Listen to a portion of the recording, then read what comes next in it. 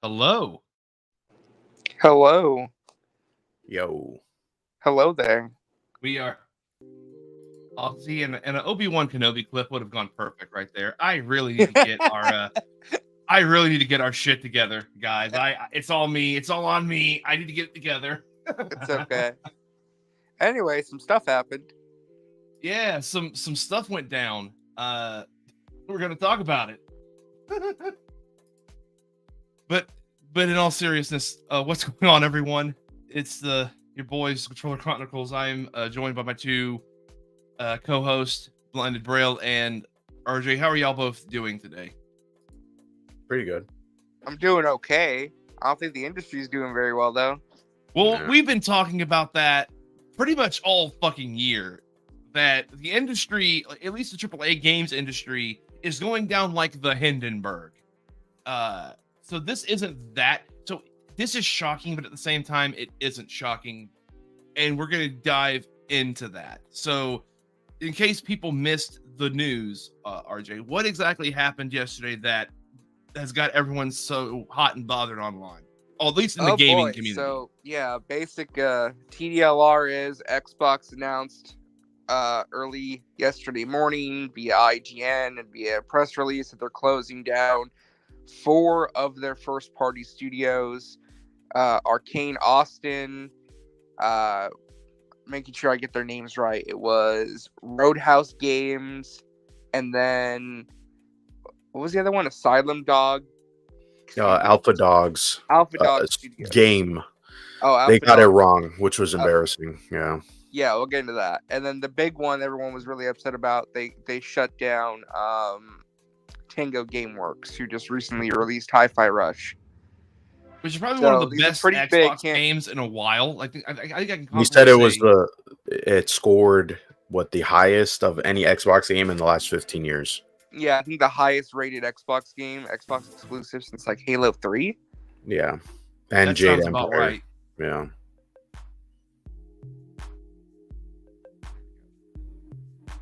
But yeah, so let me. What's going on, John? John asking, wasn't Arcane making the Blade game? Yeah. No, that's Arcane. That's the French studio. That's like the main. Yeah, so Arcane studio was closed, but not Arcane like in its entirety. Yeah, Arcane Austin is what got shut down. Yeah, and they're the ones who made Prey and Redfall. I think they've also worked on some of the Dishonored games. Yeah, as a support studio, I think. They might have developed. No, did they make Dishonored 2? I don't think so. No, I don't know off the top of my head. I'm trying to find. Or do you have like an article or anything, or do you want me to pull one up? Let me see. The IGN article is probably the best one because that's where the news broke. IGN were the ones who broke the news. So let me go ahead and get that. I'm sorry, but I always hate when IGN's the one that breaks news. I know they're a gaming news studio, but like, let's be honest. Well, they're the ones that I think they're the ones that Xbox gave the statement to. If I'm not mistaken. Of course they are. I'm starting to find that.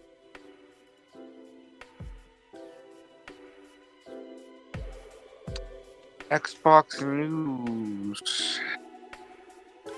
All right, here we go. Putting it in the private chat now. I like the background music. It's very funky.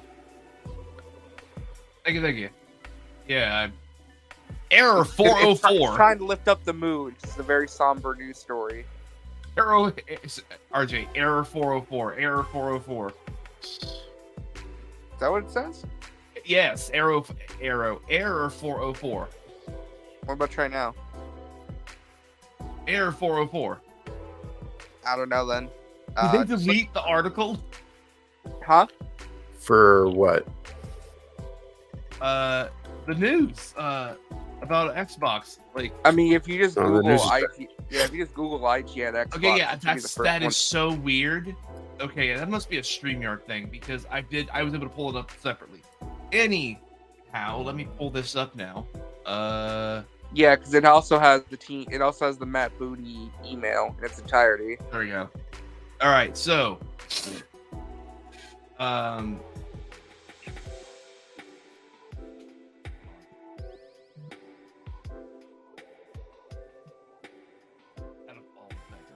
I think that's the best background music I could find for this. Anyway, Yeah, maybe just bounced a little bit. so it says here, I'm gonna just go ahead and pull up the article and read it on my end. Microsoft closes Redfall developer Arcane Austin, Hi-Fi Rush developer Tango Gameworks, and more in devastating cuts at Bethesda. Microsoft has closed a number of Bethesda studios, including Redfall maker Arcane Austin, Hi-Fi Rush, and the Evil Within developer Tango Gameworks, and more in devastating cuts at Bethesda. IGN can confirm. AlphaDog Games, maker of mobile game Mighty Doom, will also close. Roundhouse Studios will be absorbed by the Elder Scrolls Online developer ZeniMax Online Studios. Microsoft, currently valued at over $3 trillion, did not say how many staff will lose their jobs, but significant layoffs are inevitable. IGN has asked Bethesda for comment. Microsoft declined to expand further when contacted by IGN.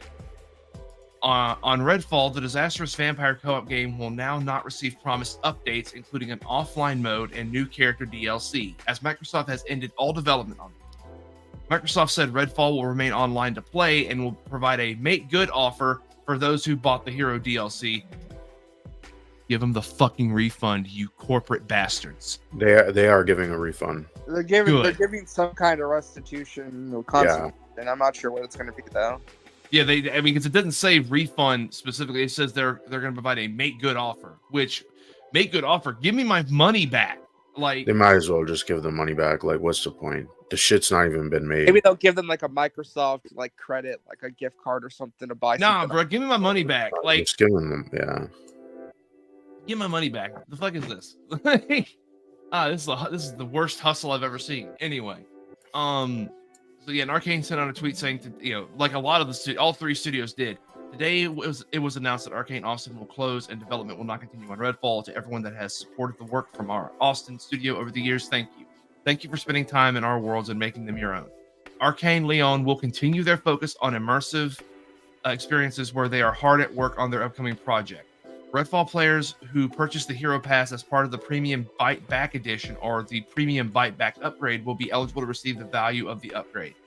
While there will be no further updates, Redfall servers will remain online for players to enjoy. The game is so broken.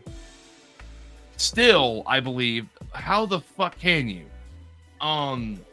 Also, I don't think the game is broken now. I think it's just missing content. Well, it's just a bad game. Yeah, that's it. Really, yeah. Well, this is the other thing, right? This is the other thing is that I saw someone. One of the things that I saved as a post from like Twitter or X, whatever, is they were going to implement a offline mode, and because it's been canceled now, that's not available. So when this game server shut down, this game is gone. Pretty much, yeah. And I understand it's a bad game, but I mean, yeah, that shouldn't happen regardless. Yeah, it's preservation. This is what we're talking about. And Microsoft claims to be for preservation, or Xbox claims to be for preservation when this shit happens. This just proves. Well, this shows that. I mean, I think some developers came out and said that they walked in the office and that's when they heard the news. So this just literally. Well, the article mentioned that the staff weren't informed when this email inbox. Yeah. So they all found out via this email. Yeah. Let me see here. Is that the rest? Oh no, here it is. Arcane Leon, which is working on Marvel's Blade, survives the cull, as does Bethesda Game Studios and Machine Games. Doom developer id Software is also unaffected. Those are the big money makers. So of course they're going to be unaffected. For now. At least Bethesda itself and Machine Games and id are the big money makers. Arcane Leon. Well, Arcane Leon is working on a Blade game. They're not going to get rid of them.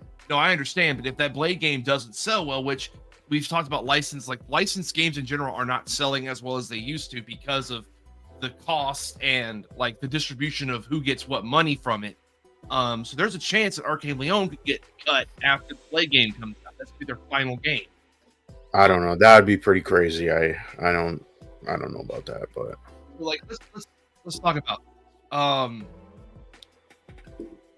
There has been in my opinion, it's rightfully sowed doubt that basically all studios are now on the chopping block for Microsoft because again, Tango Gameworks is Hi-Fi Rush. Yeah. that whole thing is a separate discussion. But it Well, did you fully read Matt Booty's comments? Because I thought that they're like, to me at least, it's very weird, and like it ties into what you're saying. Where I'm just like, let me see if I can find. Oh wait, there was more? Yeah, it was in the rest of the article. Yeah. Oh shit! I'm so sorry. I thought that was a separate article because sometimes IGN loves to connect articles.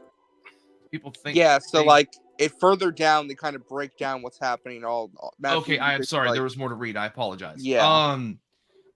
This. Okay. Are these his? Yeah, these are his comments. This reprioritization of titles and resources means a few teams will be realigned to others, and that some of our colleagues will be leaving us. In an email to staff sent by Matt Booty, head of Xbox Game Studios, Microsoft blamed the cuts on reprioritization of titles and resources. The email verified by IGN is below. It's a big email. Okay. Today I'm sharing changes we are making to our Bethesda and ZeniMax teams. These changes are grounded in prioritizing high-impact titles and further investing in Bethesda's portfolio of blockbuster games and beloved worlds, which you have nurtured over many decades. Double down on these franchises and invest to build new ones requires us to look across the business to identify the opportunities that are best positioned for success. This reprioritization of titles and resources means few teams will be realigned, other colleagues will be leaving us. Here are the changes that are going into effect. Arcane Austin. Take a breather. Arcane Austin. This studio will close with some members of the team joining other studios to work on projects across Bethesda. Arcane Austin has a history of making impactful and innovative games, and it is a pedigree that everyone should be proud of. That's why we're closing it. Redfall's previous update will be its last as we end all development on the game. The game and its servers will remain online for players to enjoy, and we will provide make-good offers to players who purchase the Hero DLC. Alpha Dog Studios. This studio will also close. We appreciate the team's creativity in bringing Doom to new players. Mighty Doom will be sunset on August 7th, and we will be turning off the ability for players to make any purchases in the game. I did see this as well. They're offering refunds to anyone who ever made a purchase for microtransactions in the game. Are they? Another game that's going to be lost forever. Thanks, Microsoft. Tango Gameworks will also close. We are thankful for their contributions to Bethesda and players around the world. Hi-Fi Rush will continue to be available to players on the platforms it is today. Okay, let's take a quick breather here. Because we have been told and heard multiple rumors that on this new Switch console, that is where Hi-Fi Rush will come out for the Switch. Yeah, that ain't the way this sounds, anymore. though, is that Switch port got canceled. Yeah. I mean, why would you word it like that? That sounds weird. Exactly. It means implies that there was something else. Exactly. That's what I'm saying. It sounds like there was something in the works for Switch, but now Hi-Fi Rush is just not coming to Switch. Which is dumb because that's where it should have been. I really, really, really hope that there's going to be at least a Switch port of Hi-Fi Rush. It'd be a missed opportunity not to. So the only hope that I see is that some people have said that for certain Microsoft games that have been ported to Switch, it wasn't the actual development team that ported it.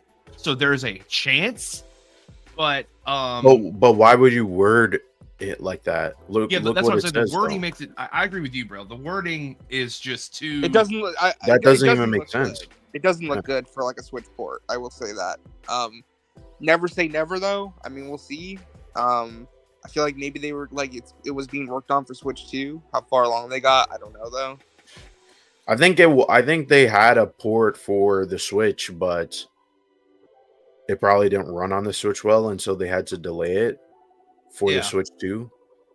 But which I will say, we are going to talk about the Switch 2 stuff again. There was a big there's the yin and the yang. There was a good announcement from Nintendo, and then there's this horrible news from Bethesda and Microsoft. This takes priority. Though, so we are going to focus on that. But yeah, I think that Hi-Fi Rush, again, we said this, I think we said this off stream, but it's like the highest rated Microsoft game in, like you said, what, 15 years? 15 years, which like, is embarrassing. Yeah. It's a BAFTA award winning game. Like, we're it's not even just that, because people keep saying this to me. Anytime Microsoft says something and then they come back and they change it, can we just say that they lied? They lied about Tango and this game. They clearly weren't successful. Yeah, well, that's what I was gonna say. We can get into that in a second because I feel like let's just go through the rest of this and see, because that's actually because there's still a lot left. Yeah, so what we'll do is we'll break down each, since it's in order. We'll break down our thoughts on each studio. Right. I think that's the best way to go about this. All right. So Roundhouse Games. Keep rating it. I kept reading it as Roadhouse Games, and I think of the family. Roadhouse. Like, if I ever made a game studio and it was called Roadhouse Games, I want to get permission to use the Peter, like, Roadhouse. It would be great. Anyway, the team at Roundhouse Games will be joining ZeniMax Online Studios. Roundhouse has played a key role in many of our recent game launches and bringing them into ZeniMax Online. To work on Elder Scrolls Online will mean we can do even more to grow the world that millions of players call home. First off, Elder Scrolls Online, like, I feel like I'm not gonna say it's mid, because I haven't, like, I'm talking about in terms of quality, but like, out of all the online MMOs, I don't know anyone that says, like, yes, Elder Scrolls Online is my favorite. I don't know. People play it. I wouldn't. Listen. Just from experience, people say they hate Fallout 76, yet people still play it. So, you know what I mean? No, that's 76 has seen a Phoenix Rising or Phoenix Rebirth, but yeah, Roundhouse has been sent to the ZeniMax Online mines, basically. Well, I think they're ZeniMax Online. I think they're going to announce a new game. And they might. I'm just saying, though, like, they basically, Roundhouse is what happened to Roundhouse is what Activision did to fucking Vicarious Visions. They sent them to the mines. Well, Roundhouse was they worked on Redfall. Oh, so they were the support studio for Redfall. Yeah. Oh, Jesus. Okay, well, that makes sense then for them to be absorbed, I guess. But at least, again, like, at least they are absorbed. They are not. It doesn't seem like they're, like, if anyone got fired from this, that just is weird. Yeah, that would make no sense. Yeah, I feel like people have lost their jobs from Arcane, Alpha, and Tango, but Roundhouse seems like they've just been absorbed and just moved. So everyone at Roundhouse should still have their jobs. If that's not the case, what the fuck, Microsoft? That makes literally no sense. Xbox, what the fuck are you doing, Phil? Well, I even wonder about Arcane Austin, because there's a lot of weird stuff with Arcane Austin. For starters, a lot of people were already leaving Arcane Austin. Like, they said 70% of their staff had left before Redfall even launched. So shows you how bad that game was. Yeah, so I think and the reason why people left was because they thought they were developing a immersive sim game. And so the people who would normally be at that studio, they just left. They were just like, forget it. So I really have to wonder what Arcane Austin really looked like. It's still, I mean, they were split in two, because I'm looking it up. They weren't before. It was just Arcane. Then they split them in two, and then their first game was Prey, which I say Prey didn't do well. I mean, people love Prey, but it didn't. Even when it first came out, people were kind of ragging on the game, and then eventually people were like, "Oh, it's a great game." But I don't know. This just seems weird. Well, like, you are flexing and showcasing them, and even to the point they were making Redfall before Microsoft even purchased them. Why close them? Redfall was a game that ZeniMax basically demanded that they make, because they wanted to join the live service trend. Right. And there were even rumors that Arcane Austin was really hoping Xbox would come in and either cancel the game or have them retool it to a single player game, but that never happened. Yeah, and Microsoft's argument just got stuff making the game that they inherited. Right. Microsoft's argument, I don't know if they made this argument like publicly about this game, but their whole thing was they didn't want to cancel anything because of, well, they just bought Bethesda and they were just about to buy Activision. So it would look bad to cancel something in development and, risk a merger with Activision. So It's all, to me, this sounds like this is more Microsoft than it is the Xbox people doing this. Microsoft is finally going, you know what, we're going to take away the keys from Phil Spencer and we're going to just do this shit on our own. Because let's be honest, Phil Spencer is kind of not doing great. Yeah. He's washed. Yeah. So, and like I have loved seeing people white knight Phil Spencer. It is the funniest thing to me. Well, that's because they play video games with him. I mean, you can actively add him and he's going to be talking with you, right? It's not even the people that play games with him though, bro. Like I know people personally that are white knighting him, like telling people that blame Phil Spencer, shove it up your ass. So, like I'm like, when a restaurant is failing, who do you blame? Who do you blame? Did you guys see the Mike? Did you guys see the Mike Ybarra tweet where he's all like, "Listen, Phil Spencer's really sad, guys. He's just I've been seeing that shit. Fuck him." Yeah, he's like, don't be mean to Phil Spencer, guys. He's a good person. He's really sad about this. Hey, could you not bully my friend? Can you not bully my friend, please? Like, bro, shut the fuck up.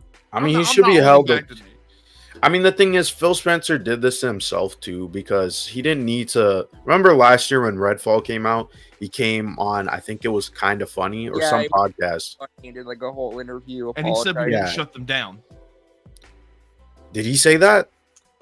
I think he's the one that said that. I know someone at Xbox said Redfall will not be shut down.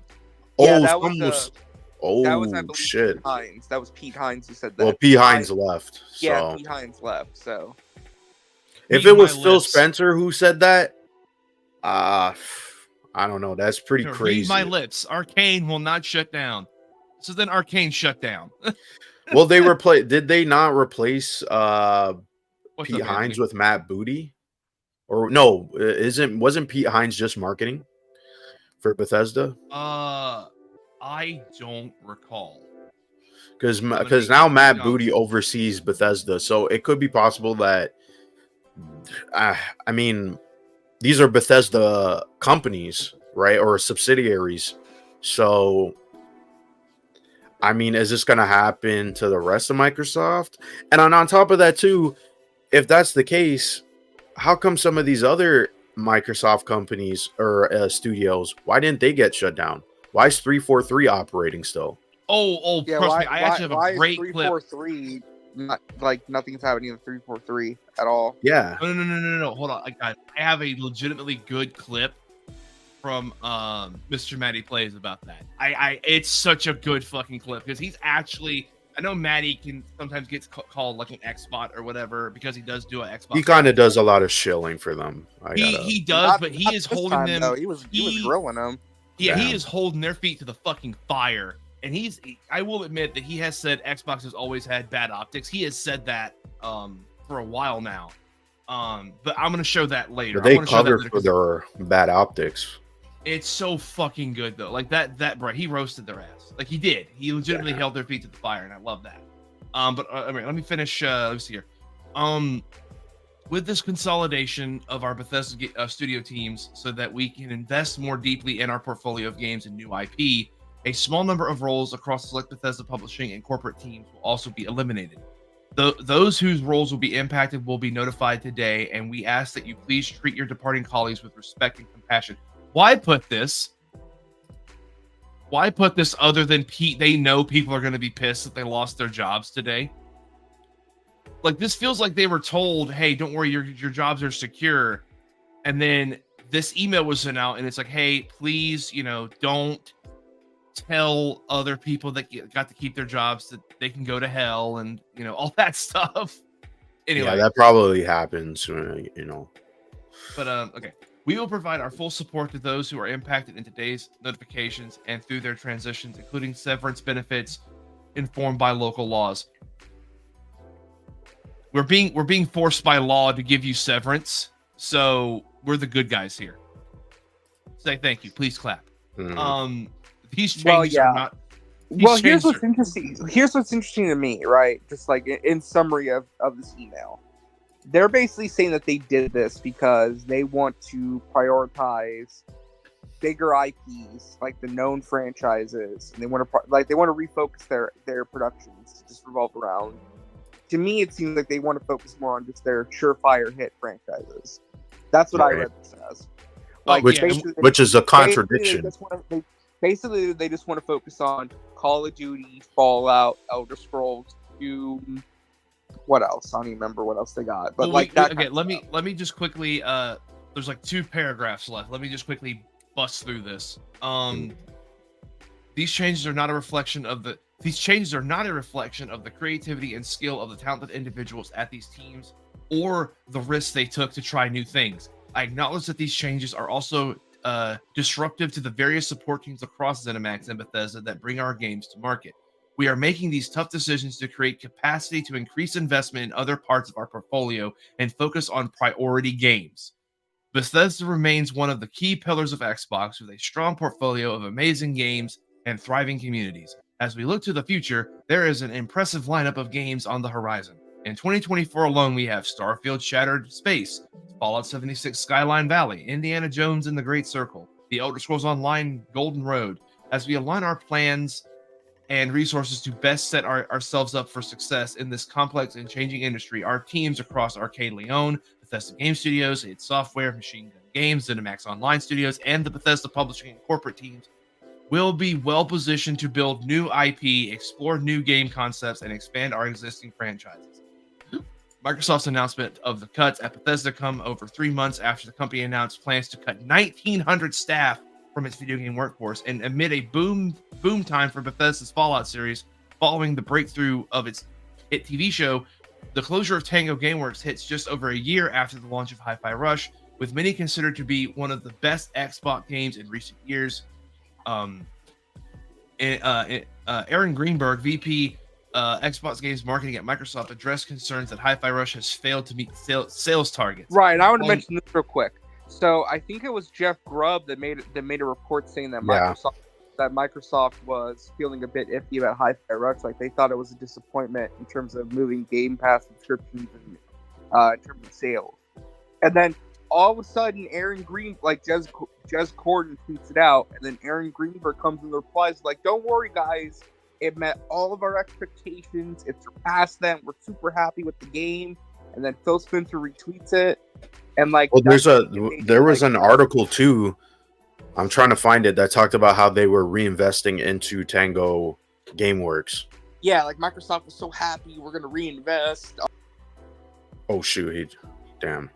While you find that, I'm gonna let's see. Marketing addressed concerns that Hi-Fi Rush had failed to meet sales targets, calling the games a breakout hit for us and our players in all key measurements and expectations. Greenberg continued, "We couldn't be happier with what the team at Tango delivered with this surprise release." Hi-Fi Rush launched on PS5 as part of Microsoft's new multi-platform push in March.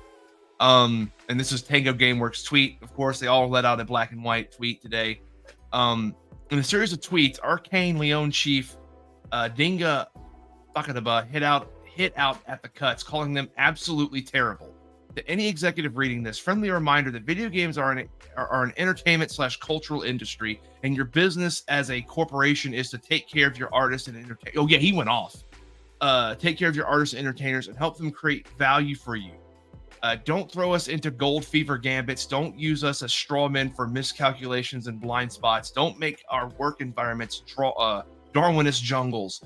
You say we make you proud when we make a good game. Make us proud when times are tough. We know you can. We've seen it before. For now, great teams are sunsetting before our eyes again, and it's a fucking gut stab. Leon is safe, but please be tactful and discerning about all of this, and respect affected folks' voice, and leave it room to be heard. It's their story to tell, their feelings to express.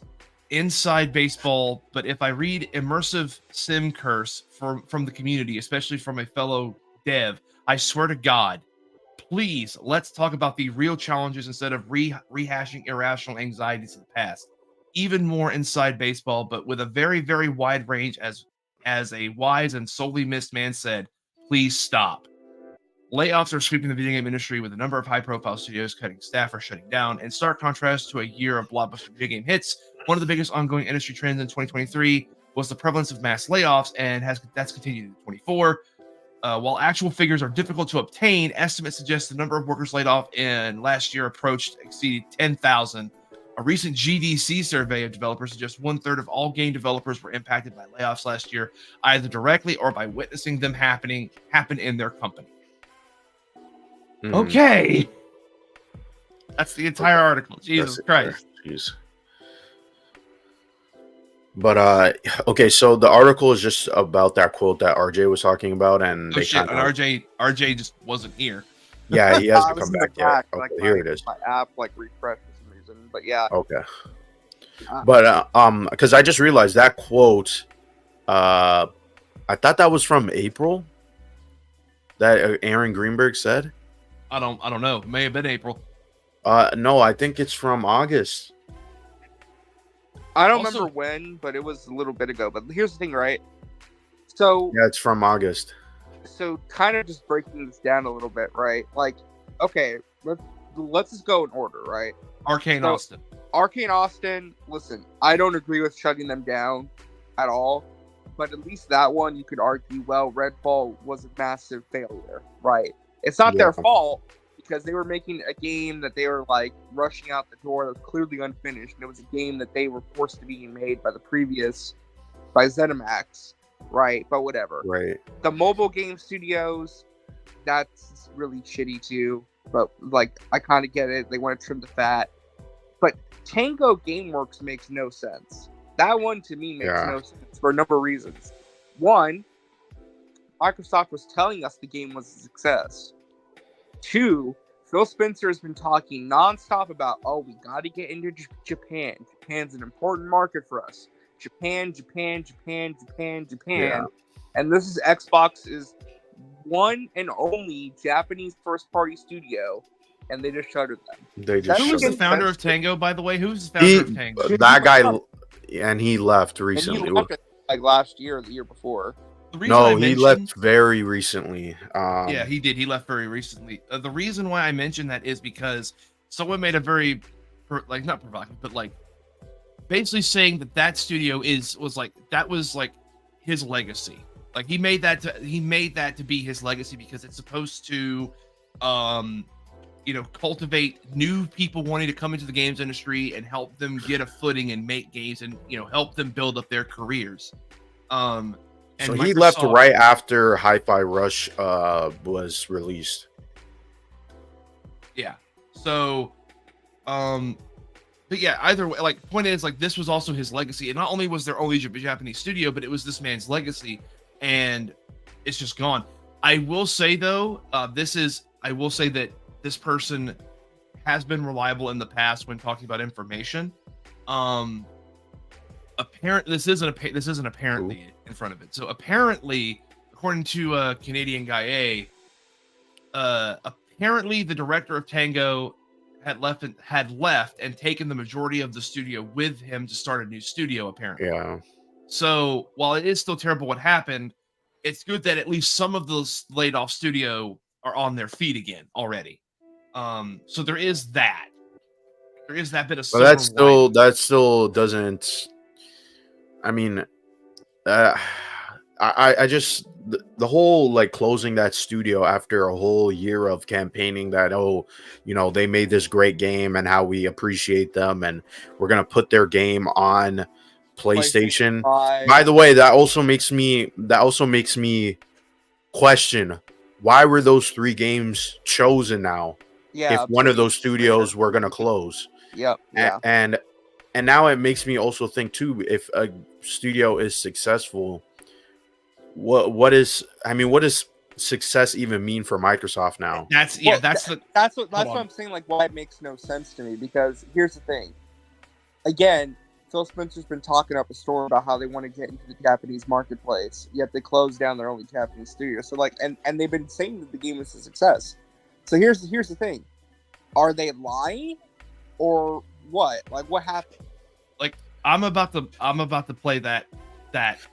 Also, you also notice how Phil Spencer, when a rumor was circulating on Twitter, they all jump to and say, "Oh, hey, that rumor's not true."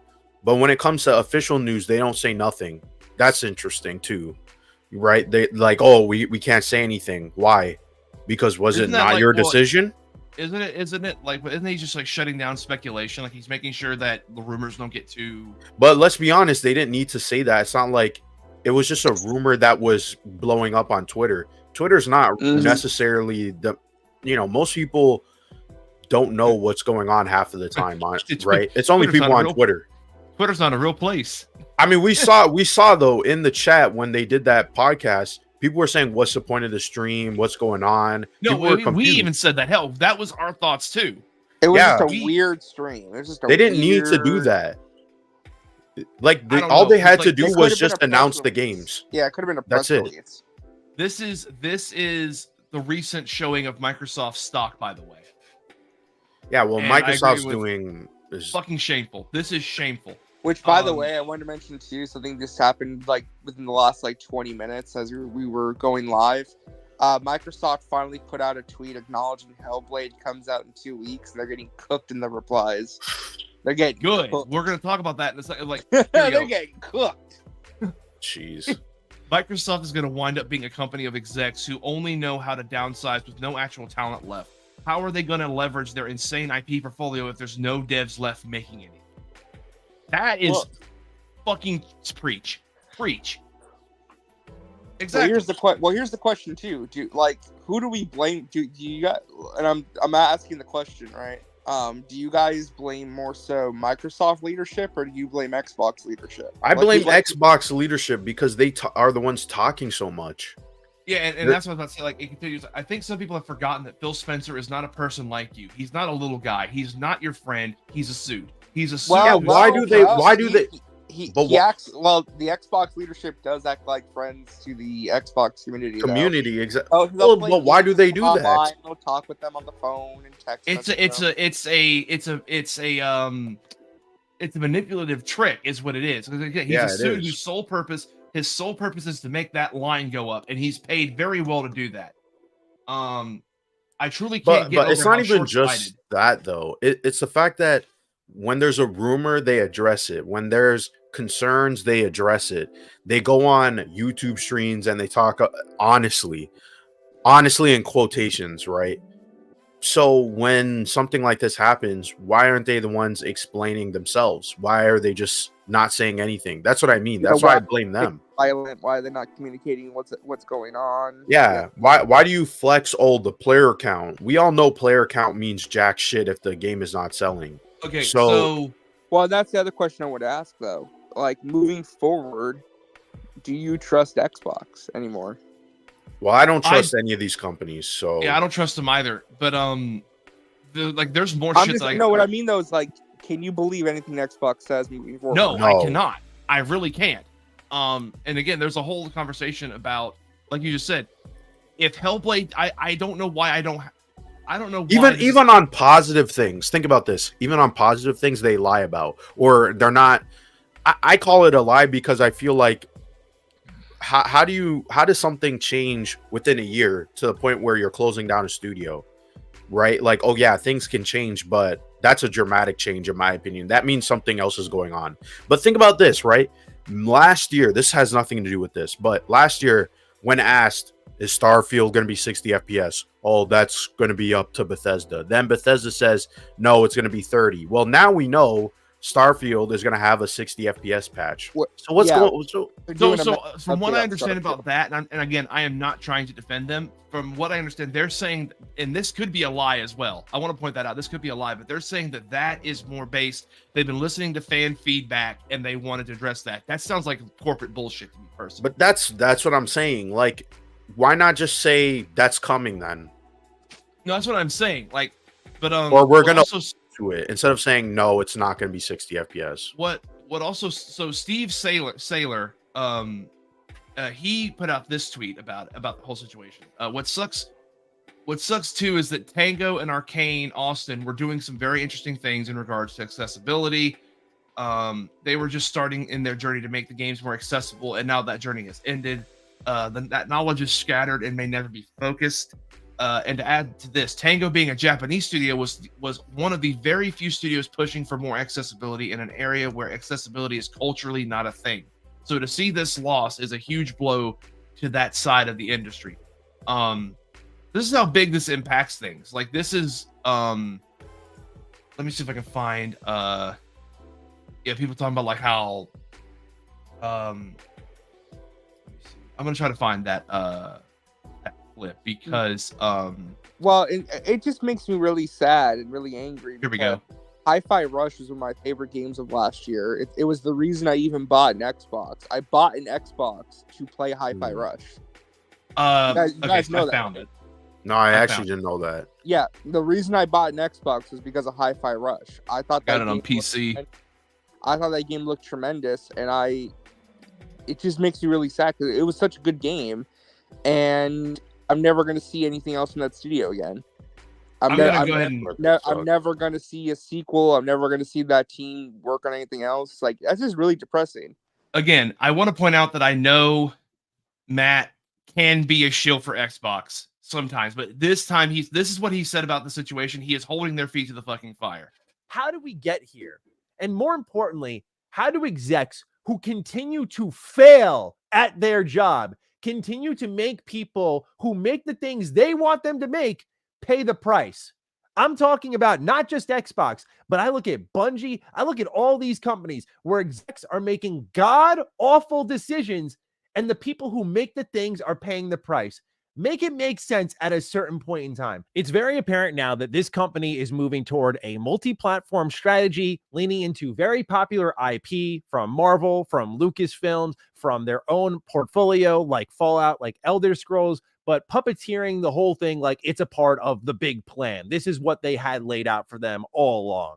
And I'm not going to advocate for more studio shutdowns, but simply by logic alone, we need to take an honest look at this, okay? We have here Tango Gameworks, who made a phenomenal game that, according to Xbox executives, sold well enough and earned itself a port to other platforms to sell more copies. And eventually, I imagine, will be announced to be sold on Nintendo Switch. They get shut down.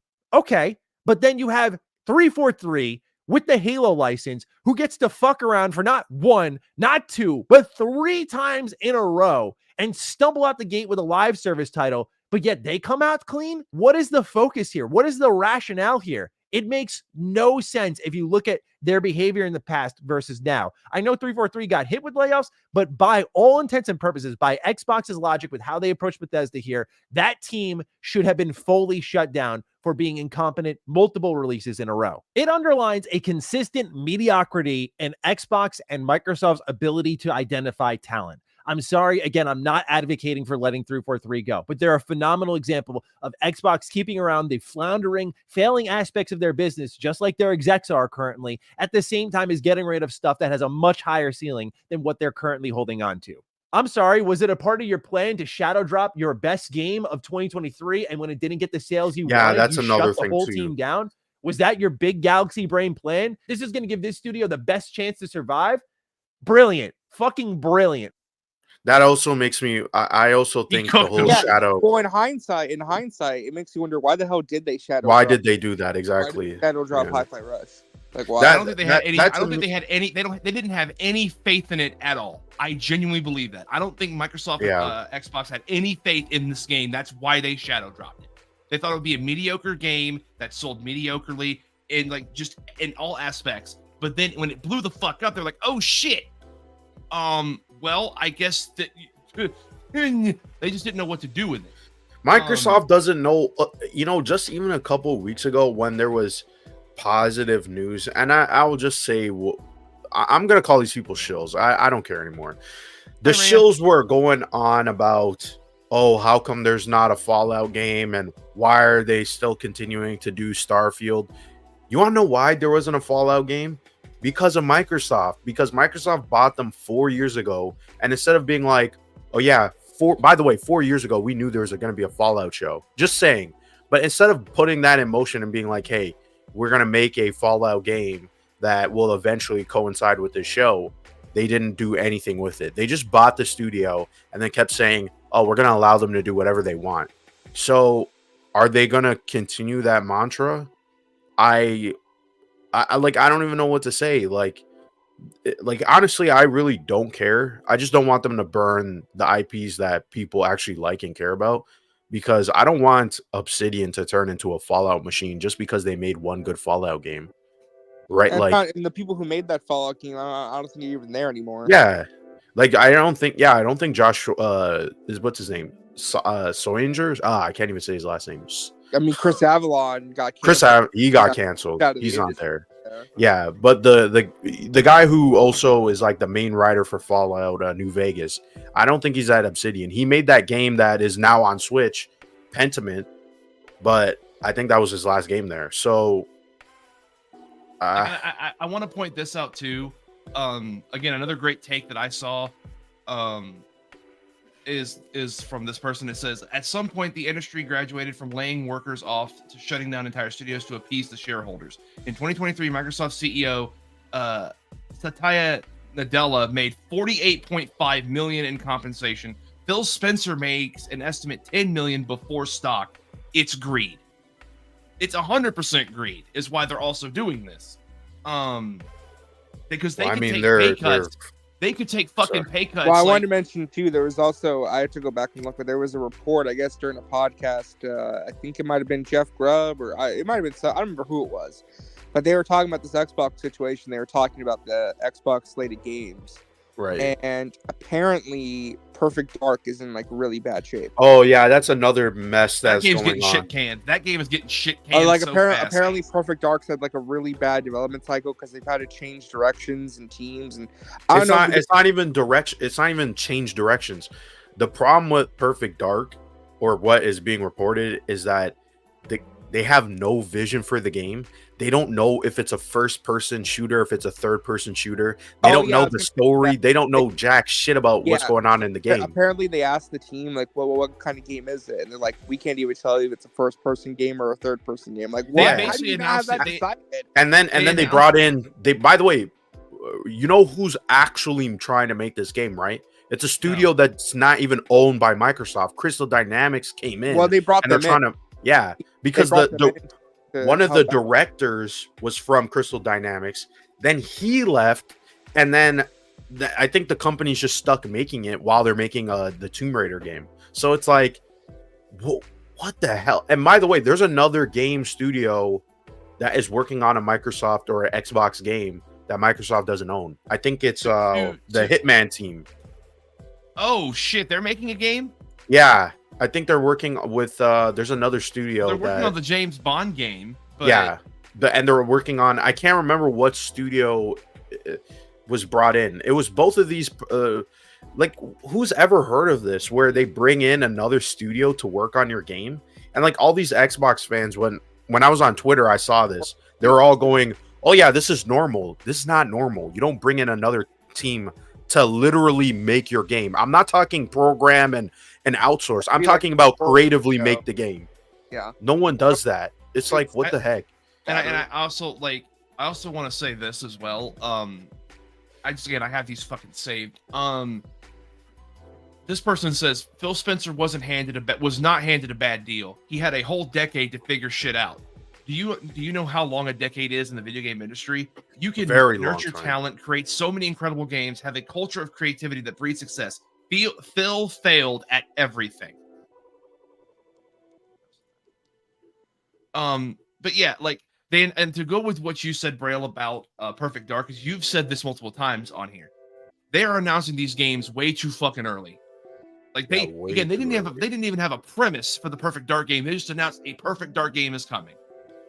Yeah, all of that we saw in the trailer, like that's not even going to be in the game. No, it's not. It was just a random CG trailer that they made to announce the game.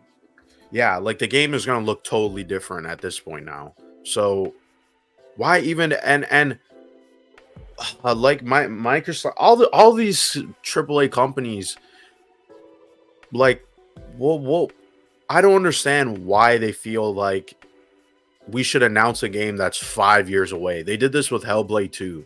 Which I was going to mention. What's really funny about what's funny and sad about all this? You know what game is coming out in 2 weeks that Xbox is not doing any marketing for? That's why I think Ninja Theory is next on the chopping block. And it's one of their biggest games of the year in terms of like hype, in terms of like Hellblade 2. Hellblade 2 is one of their biggest games releasing this year, and it comes out in 2 weeks. And there's no marketing. Because I That's what think I'm they don't saying. know how to market that game. They don't. They really don't. They knew that Hellblade 1 was a big success and they wanted it. But they don't know how to it was like market a success on more of on an independent level. They're trying to Well, you now have to make this remember- like you a have to remember, too, triple A game. Well, you have to remember too, the first Hellblade was a multi-platform game as well. Yeah, it was that too. And by the way, guess where it sold more? On PlayStation. Yeah. And guess who they took funded it the off- game? PlayStation.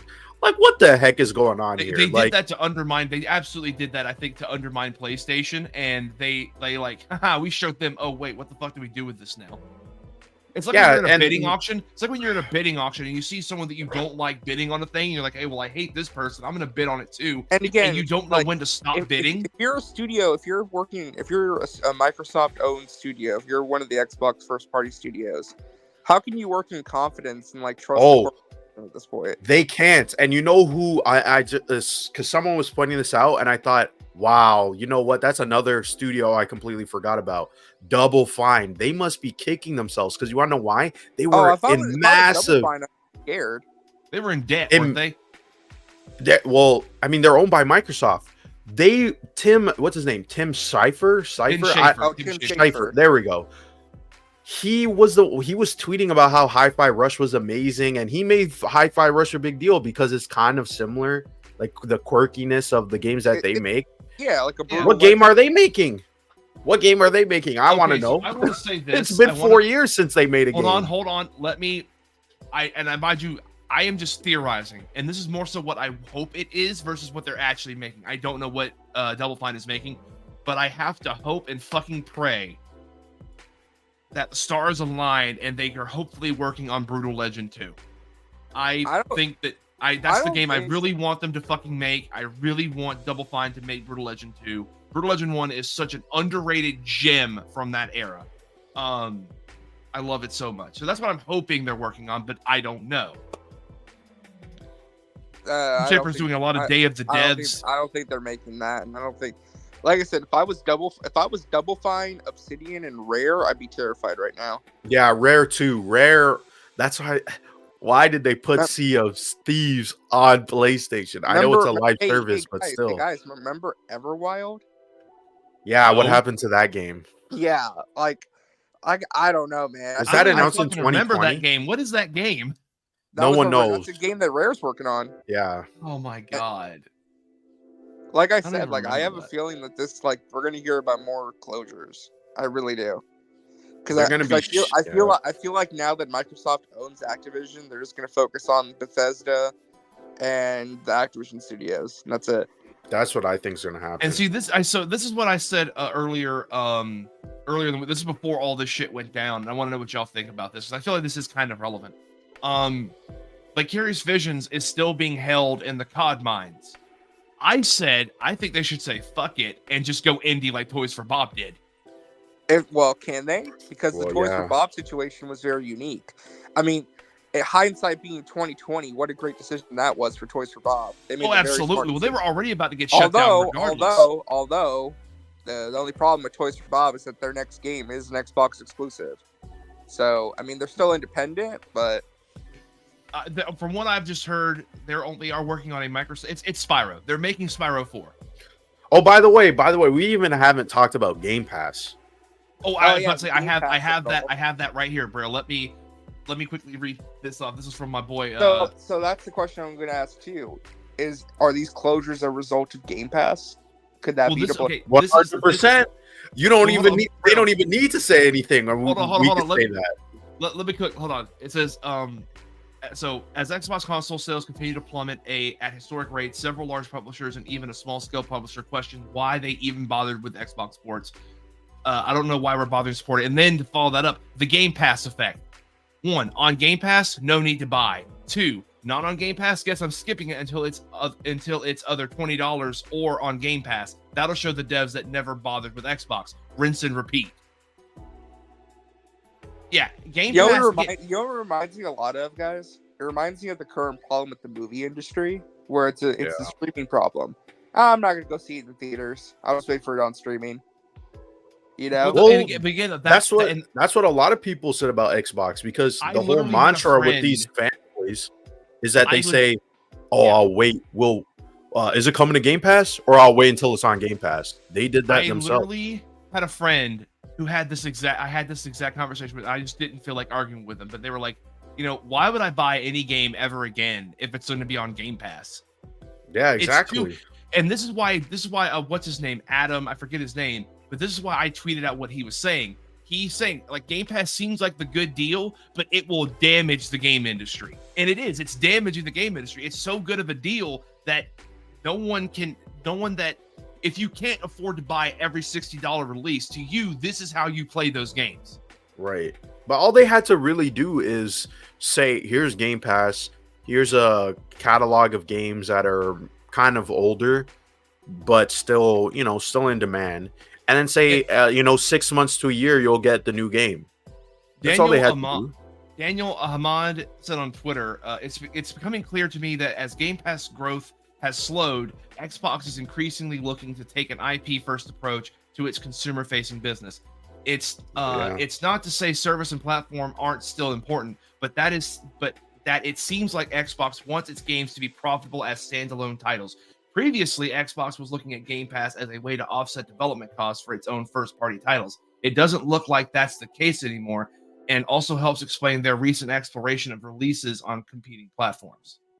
Makes sense. So, let's see. Subscription services, whether it's Game Pass or PlayStation Plus, have provided nothing of value to their consumers or their devs. They are unsustainable on the long run and detrimental to the evolution of gaming. Unless somebody wants... If Game Pass isn't growing, they're going to have to reach out and go to other platforms to try and get increased revenue. Yeah, they're gonna have to. Unless somebody wants the future of gaming to be cookie cutter fast food gaming or glorified phone games on a $500 revolutionary console that looks 2 generations behind, these services need to end. People need to start buying games again, just as going to the theaters needs to continue being the first means of watching a movie over streaming it with. But I don't think they can undo whatever they did. This is like Pandora's box. It's already out there. Well, just like with the movie industry with streaming. Yeah, you either have to now cater to, okay, we're gonna have to make games that are not on Game Pass, and people are gonna have to buy those games, and that's gonna be it. And then eventually it'll come to Game Pass. It might take look at what Sony did. Weirdly enough, Sony put Horizon Forbidden West on PlayStation Plus, but they didn't do that with God of War Ragnarok yet. When's that game gonna come to PlayStation? Probably in another year. Taking a while. Yeah. It'll probably come to PC before it comes to PlayStation Plus. So, it will. It comes out later this year for PC, I believe. But let me see. I'm trying to find more. Basically, yeah, this is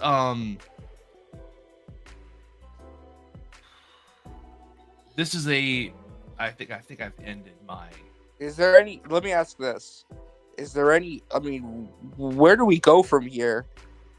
That's the question. Like everything that they said, this is what's probably gonna happen. Everything they said, I would, especially from Phil Spencer's mouth, I would say it's the opposite. Starfield, most likely coming to PlayStation 5. Let's be honest, that's coming to PlayStation 5. Yeah, they can lie out their ass. I would not be shocked if it came to PlayStation 5 with like a definitive edition, where it's like it's the patch version with the expansion. That's what I think's gonna happen. And I think going forward, they're going to, it's going to be, you know what? This is going to launch with Xbox and PlayStation. I don't think so. I don't think they're going to make that jump yet. I think that for certain, some games they're going to make that jump. Because I think the higher ups at Microsoft, they're also too, listen, recently I started not believing in rumors because I just think it's all nonsense now. People just throw shit at the wall and see if it sticks. But there's an interesting rumor that, I don't know, how does someone just make up this? It sounds like there's some credibility. So the rumor is that Microsoft will be making another console, but it would be akin to something like what Steam was doing, which is they have the console, but it's kind of like a mini PC. You can offload it, you can do whatever you want. I've heard this rumor. But to be honest, I've never heard anyone even think of that idea. And that sounds like something they would do because, first off, you would only have to put out one piece of hardware. and you can make it whatever price you want, and it's not a big deal, and they could do whatever they want with it, the consumers. So I feel like that's a direction that they would take, and that's in line with Microsoft's other business. Is it's sort of just do whatever you want. This is Windows, do whatever you want. We don't care. As long as you buy it. That's the only thing we care about. So they might as well take that approach because it'll probably save them in the long run. And then on top of that too, it means that Xbox is going to be like Nintendo where they'll just do their own thing. So I mean, at this point, isn't it so funny? Like, because we didn't get a chance to talk about the Helldivers 2 situation, but it just seems like Microsoft and Sony are just making all of the wrong moves right now. Then you have Nintendo, and listen, Nintendo isn't perfect, but I feel like Nintendo is like the only company you can really trust at this point. It's really weird how we've gotten to that point. Well, the thing that everybody likes about gaming, that's what Nintendo's doing. I mean, listen, Nintendo's still doing stupid stuff. Don't get me wrong. Yeah. Like, they're like the only company I feel like you can still trust at this point.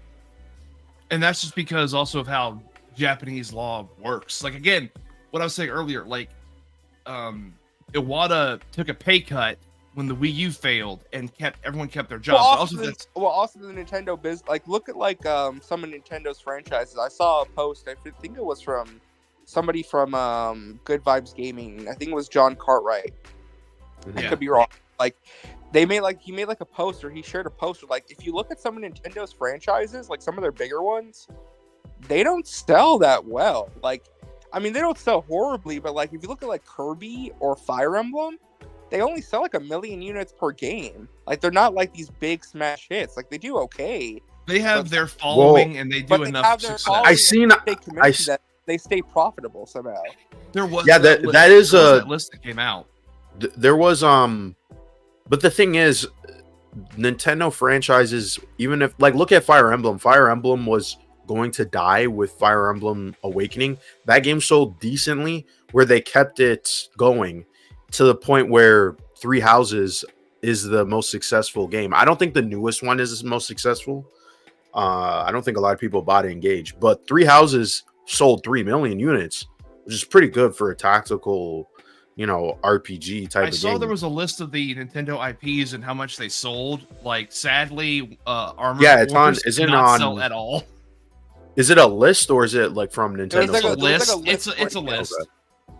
But the point being, though, is that like Nintendo, like, even if something doesn't sell as well as like other stuff, like you never see really Nintendo shutter studios or like get rid of franchises. Well, no, I mean they'll keep franchises dormant and then they'll bring it back in like 10 years. But I'm just saying, like, I feel like the Nintendo model is working, but like I'm not sure if this is like a unique situation to Nintendo and only Nintendo. Well, but the thing is, too, Nintendo makes cheaper games. They make games that are not as. But how is it? But that's they make cheaper games, but like they're still quality. And that's they're still quality. Yeah, because they take time to actually work on. Well, I also say, as much as we are shitting on the companies, I also blame gamers too, because what were people complaining about just like 2 months ago with Rise of the Ronin? They were saying that game looked like a PS3 game. Like, some of these gamers, I feel like they demand way too much from the companies, when you do realize, if you like, again with this Fallout situation, so what like a Fallout 5, if you genuinely want a Fallout 5, that is 10 years away. Even if Bethesda started working on it now, that's going to be 10 years away, because you guys demand something super ambitious instead of giving us something like a normal Fallout 4, but just with a different map, the same size in a different location. That could maybe take 5 years, 6 years. Honestly, like the thing I would focus on with a Fallout 5 is like, go to a place in America, since they're determined to make this a solely America series. Go somewhere in America that we haven't been yet, like the mid. Well, that's what they always do. That's what I'm saying. Like, go to the South. I want to see a South-based Fallout game, but like you said, bro, and that's like Fallout 4 in scale. It's not too ambitious, but just please, Bethesda, please. I know this isn't your best part, but make it a decent story. A decent story is all I care about. But I just I care about the story more than anything.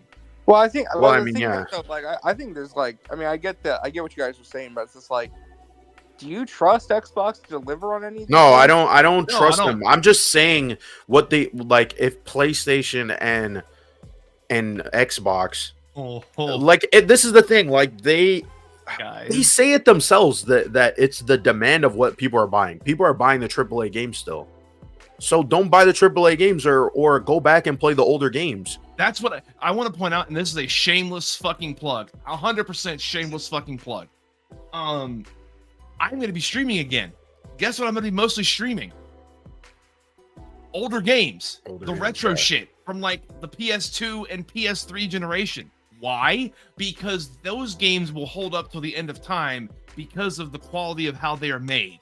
Like nowadays, like people, I just think people got way too hooked up on this whole visual thing, like to the point where people are buying graphics.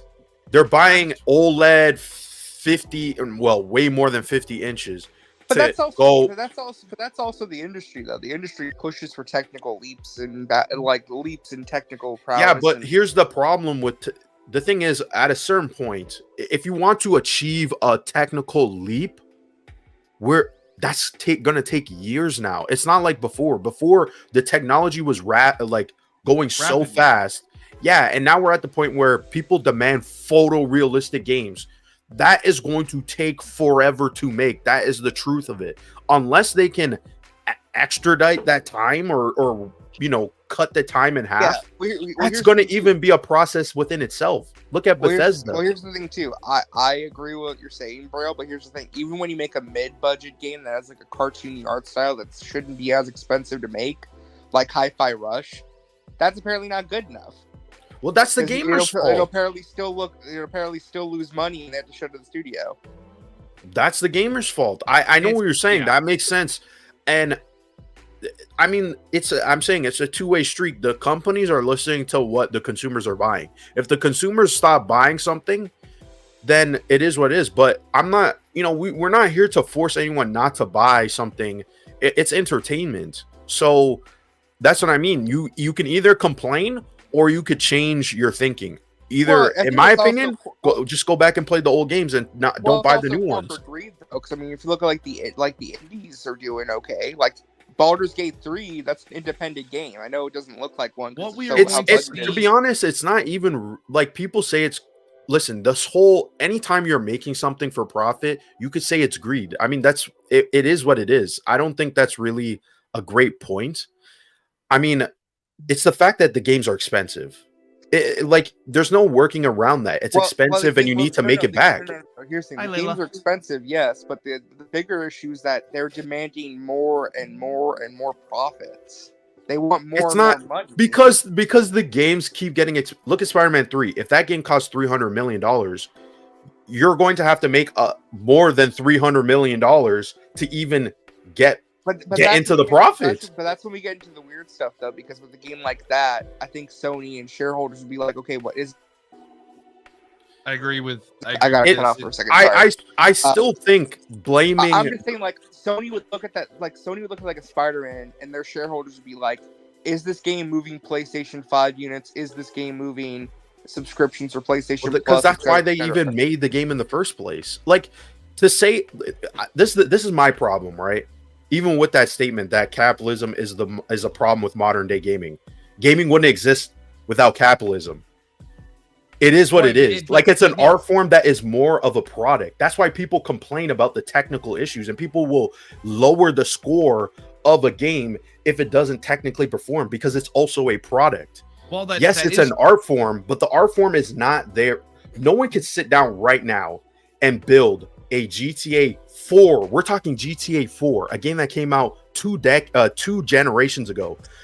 On the independent level, they can still not do that because the technology is not there. It would take too much time. It would take years and years to make. That's why most indie companies focus on NES or SNES graphics. That's exactly because it's more easy. That's an easier thing to put out in a reasonable time. They do like a hyper stylized art style, like a Hades or something.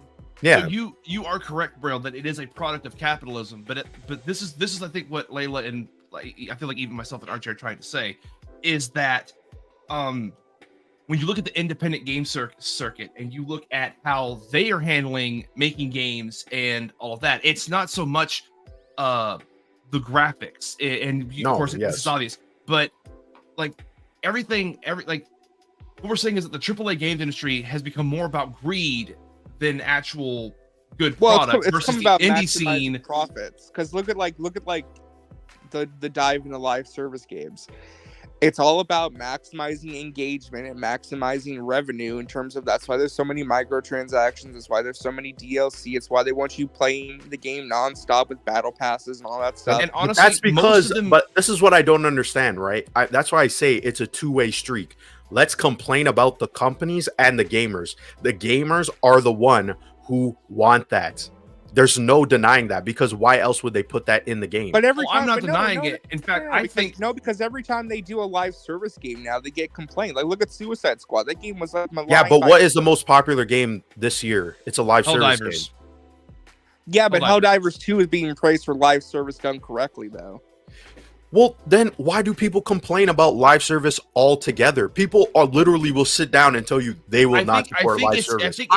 I'm kind of one of those people. It's the methodology of how the company implements that. Well, exactly. That's what I'm saying. But that's what I'm saying. The companies, this is why I say the gaming industry is a product of capitalism, because they're going to look at another studio. They're going to be like, Fortnite and Helldivers are successful. This is what we're going to do. I can guarantee there's going to be a studio who looks at Helldivers, copies it to a T, and that game will bomb. And people will roast the hell out of that game.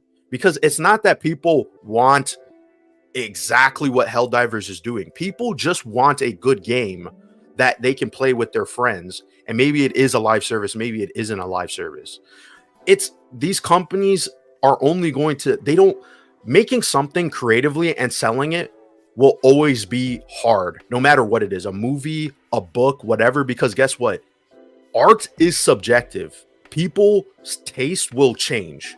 And to try to figure out a method of making a successful game is near impossible. It is actually impossible. But these companies can't admit that, because how could they even make the game to begin with? They couldn't get it financed at all. So I think both, again, this whole conversation goes a lot deeper than just capitalism. I think it's rampant corporatism, where these corporations just go, okay, this is successful, let's dump a bunch of money, and then they realize, oh crap, this is not working out right now, instead of playing a longer game. But capitalism itself, we wouldn't have PlayStation or Nintendo or all these games without that. It's more late stage capitalism than actual capitalism, because late stage capitalism focuses solely on profit over, you get the stuff that make games great, which is creativity and passion and all that stuff. It focuses on the like you were just saying. Yeah, because how could you make a game without hold on. Here's a perfect example. Look at what happened. And I know that communism in Soviet Russia isn't really communism, but that's a whole different discussion. But look at the story of Tetris and what happened to that game. That game was blocked and wasn't going to be a success because it wasn't in a capitalist country. The reason why we love Tetris is technically because of capitalism. So that's what I mean. Braille and I talked about the movie that's loosely based on the actual story. And look at what they did to that guy. They were going to take the profits for himself, and they weren't even going to share with it. They weren't even going to allow other people to play the game. Forget about the money part. They weren't even going to let you play Tetris. Yeah. That's what I mean. Like, it's capitalism saying that it's like, it's a very catchy thing to say, but if you go deeper, read actual text of, okay, what is capitalism? What are these philosophers saying versus what would art look like under communism? It could work, but it's not going to be the same of why we like video games in the first place. There might not even be video games. So the companies and the consumer, it's a cycle, it's a relationship. And we got to tell the corporations, hey, we don't want something, don't buy it. Don't support it at all. And we should be looking at our buying habits too. But it goes both ways. What I'm about to say is going to sound very gatekeepy. So forgive me. Wow, Right. what a gatekeeper. But as also at the same time, sorry, not sorry. I feel like there's a lot of people that got into gaming because of the pandemic, and I consider these Yeah. people to be normies, and they don't understand how the industry works. And so these are the people that buy, like, so people that bought Madden and that buy Madden and COD every year, like, oh, I love these games, but I'm stuck inside now. I need more games to play. Fuck, let me see what some of my friends have been bitching at me for years to play. Oh shit, these games are good. Hey, why aren't and then they become fans of that franchise, and they set those unrealistic expectations for these franchises when all the real fans want is this, like you said, like for Fallout, a Fallout 5 that is just a different part of America that's around the same scale as 4 with a good story. That's all I feel like most fans would want. There are some fans that are Right. like us that want more from them, but I feel like it's more I'll take it regardless, whatever it is. But that's me. Sorry. I will. Well, that's what we're saying. It's consumer mentality. Don't ask questions, just consume product, and then get excited for next product. Like, yes, that's literally, and that's my problem too with that. Again, like I have done my absolute best. If there's something I don't believe in, for example, Ubisoft, I don't typically buy Ubisoft games that often because of their bad business practices. Ubisoft has fell off hard. EA is Yeah, I EA is haven't another bought one. an Ubisoft game. I mean, I was thinking about buying Star Wars Outlaws because I am interested in that game. But If I do get that, because it looks like more cookie cutter shit. If I do get that, it will be when it's on super sale. Yeah, I'm talking super duper sale because I don't feel like this game is worth well, you can even, also subscribe even $60. But you can also subscribe to Ubisoft Plus and get it day Yeah, you one. can do that. No, fuck that shit. The servers are whack. But some of these games, I mean, you could still play them, but just by waiting. It's not like you need to buy it day one. Some games are not worth buying day one. I think Exactly, we should, in reality, we should buy games that are from a studio that has a track record day one, and we should probably wait for the reviews, look at what people are saying, then make the decision. Right, that's because the smart consumer mentality. Because look, people did that with Cyberpunk. They were like, I'm gonna buy Cyberpunk day one. That didn't go out so good, right? So this is So- I'll say this to add on to what you're saying, Brill. I think the other problem is that, and this is gonna sound like I'm praising them, but I kind of am, but kind of am not. Companies have gotten too fucking good at marketing. They've gotten way too fucking good at it because the hype trains are real. We have fallen victim to it numerous times, and I dare say that I feel like we may fall victim to it again for another project. But I never get hyped. I want to remind this chat and everyone here that if you go back and look at, there's a whole fucking Final Fantasy stream that this motherfucker is stimping hard. Guess what though? That game was actually quality. But here's the thing, No, though, that's RJ, fair. That's not the point. That's not the point to me. Even if it was a good game, the hype still got you. The hype sucked you in. I think that's the problem. But that's a game worth getting hyped for. That's a game you can trust. But but people would say the same thing about Suicide Squad. No, I People agree would with say the same thing RJ. I agree with RJ though. The thing is, you can be excited. Don't take that away. That's not necessarily a bad thing. I think what's a bad thing is when the hype starts to now color your judgment and you start to go look. Like if someone was hyped about Suicide Squad, they played the game, they liked the game, but I think at some point you kind of have to be honest with yourself and say, not everybody liked the game. Guys, RJ, what happened? The Verge has put out a report about Xbox, and it's so I'm going to read this headline. Get your guys' first reactions. This is the summary. The Verge is now reporting that Xbox executives have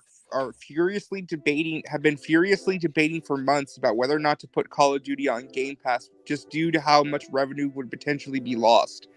Discussions are also happening internally about potentially increasing Game Pass prices. It's begun. Here's what the article. You're cooked. You're washed. It's over. Okay, so this is a giant article about Xbox's turmoil from Tom Warren. Do you guys want to read it? Yes, pull it up, please. This sounds very interesting. I'm putting in the. Are we able to finish it? It's not that long. It's not. Yeah. Okay. I love how they use the fire controller. They had Yeah, to by the way, because we that didn't was even a talk mess. about- yeah. we didn't even talk about that. They revealed a fire controller. It said "Feel the burn" today. Feel the Oh. That is so beautiful. By the way, I love that controller. I think that was the best controller they put out. Just saying, but Oh no, it actually is gas. Like I love the design. They just have horrible timing. yeah, that was way too funny. God, way I'm too dying funny. over here. That shit's funny, bro. Who wrote this article? Tom Oh, Warren. Warren, you fucking kick a Chad. Oh my God, feel the bird. I still love the Galaxy one though. That's the one that I have. I love the Galaxy one. It's my colors. But anyway, I need another Xbox controller, so I might get that one. okay. Yes, I already read Dinga Bakaba's comments. Which, by the way, who's that? Like, one of the law YouTubers basically said yeah, he just got fired for this. Like, I don't think he cares, but that's like a way to get fired, is what he said. No, I don't think he's getting fired. He's the one spearheading that Blade game. That Blade game's really important for He can get fired or replaced or quit. Either way, I mean, hey, you know what? Kudos for him for saying that and taking a risk. But in reality, what he said was brilliant. It was well put together what he said, because it's they're the ones making the money. Saying, be a little bit backlash. Okay, Bakaba, whose studio wasn't impacted by the layoffs this week, said his message was aimed at any executive reading this, including the Xbox leaders behind the latest wave of layoffs. It was a rare public display of criticism, but sources at Microsoft tell me it reflects a growing discontent and fear among Xbox employees about what comes next. Microsoft's latest round of layoffs shocked both employees and fans. Oh my God. RJ, I'm in the middle of fucking reading it. I know. You are so horrible. Dude, I love you to death, but you are so horrible. Please, in the middle of talking about news, and you find more fucking news. Jason Schreier just dropped an update. Oh, that was going to be apparently Tango Gameworks was in the process of pitching a Hi-Fi Rush sequel when they got the layoff, when they got the closure. No! Oh, wow. Because this is what Jason Schreier said. Xbox still isn't done cutting costs. They sent voluntary buyout offers to some ZeniMax staff. Apparently they're making even more cuts. Yeah. But yeah, that was the big news that I saw from Wario64. He clipped out the one part. Tango was in the process of pitching a Hi-Fi Rush sequel. Like, are we talking? They were in the meeting and they came in and said, "Get the hell out," because I don't know. They were in the process of pitching that sequel. They were in the process of pitching the sequel, and then they got the news they were shutting down. Jeez. So I take it they didn't like the pitch. Yeah, could you imagine that they're going to pitch the sequel to this successful game? That's and so by the way, get out, guys. By the way, a game that won Xbox numerous awards like BAFTAs. That's what I said earlier. Yeah, it won him a BAFTA award. Anyway, God damn it, RJ, get off of Twitter. Get off of Twitter. Let me read this fucking article. Sorry. Get off of Twitter. Let me finish reading. Oh, Jesus. Okay. I'm going to read this now. Or try to. Microsoft's latest round of layoffs shocked both employees and fans. Arcane Austin's big Redfall update was on the way with a new offline mode, and the DLC was being worked on just hours before the studio was closed. The shutdown of Tango Gameworks, the studio behind Hi-Fi Rush, has surprised people the most. The game was considered an Xbox hit, winning praise among critics and making its way to PS5 earlier this year. Even Microsoft was happy with Hi-Fi Rush. Hi-Fi Rush was a breakout hit for us and our players in all key measurements and expectations. Aaron Greenberg said, couldn't be happier. Greenberg and Xbox chief Phil Spencer both visited Tango Gameworks in September, playing games with the team and posing for group photos. Now the studio is the latest victim of layoffs that have rocked the game industry for the past 18 months, and it's going to continue. But three Bethesda studios, Arcane, Tango, and Alpha Dog, are being shut down, and Roundhouse is being absorbed by ZeniMax. We covered already a lot of this. Activision, Blizzard, and Xbox employees, just months after Sony closed some of its own game studios, laid off around 900 employees. And of course, Take-Two laid off hundreds of employees. Inside Xbox, there's uncertainty about what the future holds and questions over Microsoft's gaming strategy. While Microsoft is looking forward toward a more PC-like future for its Xbox console, the company continues to battle. I was reacting to that. I'm just saying like a more focused future. Like really, oh god, that's what I would say yeah. Well, it goes along with what Braille was saying about them making a Steam-like console, being the final console. I'm sorry. Anyway, the company continues to battle a slowdown in Game Pass subscribers, lackluster Xbox sales, and game launch delays. A combination of these events led to 4 previously Xbox exclusive games launching on PlayStation and Switch. I reported this earlier this year that Microsoft has been considering bringing Gears to rival consoles, and we're still waiting to see if the long-rumored Gears collection is ever confirmed. Either way, I'm expecting to see more Xbox games arrive on PS5 and Switch, and it'll be interesting to see if the Xbox Game Showcase in June includes a new announcement for rival hardware. Microsoft has also had internal debates about put new releases of COD into Game Pass. I understand this is a debate that has been ongoing internally for quite some time, with concerns from some of the revenue that Call of Duty typically generates for Activision Blizzard will be undermined by Game Pass. I'm told that Microsoft has also considered increasing the price of Game Pass Ultimate again. These are only considerations, so a final decision could mean we still see a future Call of Duty release appear in most versions of Game Pass. The debate internally reflects the fact that Microsoft's Xbox strategy has shifted from just delivering its games exclusively onto Game Pass to considering bringing more Xbox games to multi-platforms. In yesterday's memo from Matt Booty, there was a hint of reprioritization for Bethesda teams that we may well see elsewhere with Xbox. Blockbuster portfolio, yippee.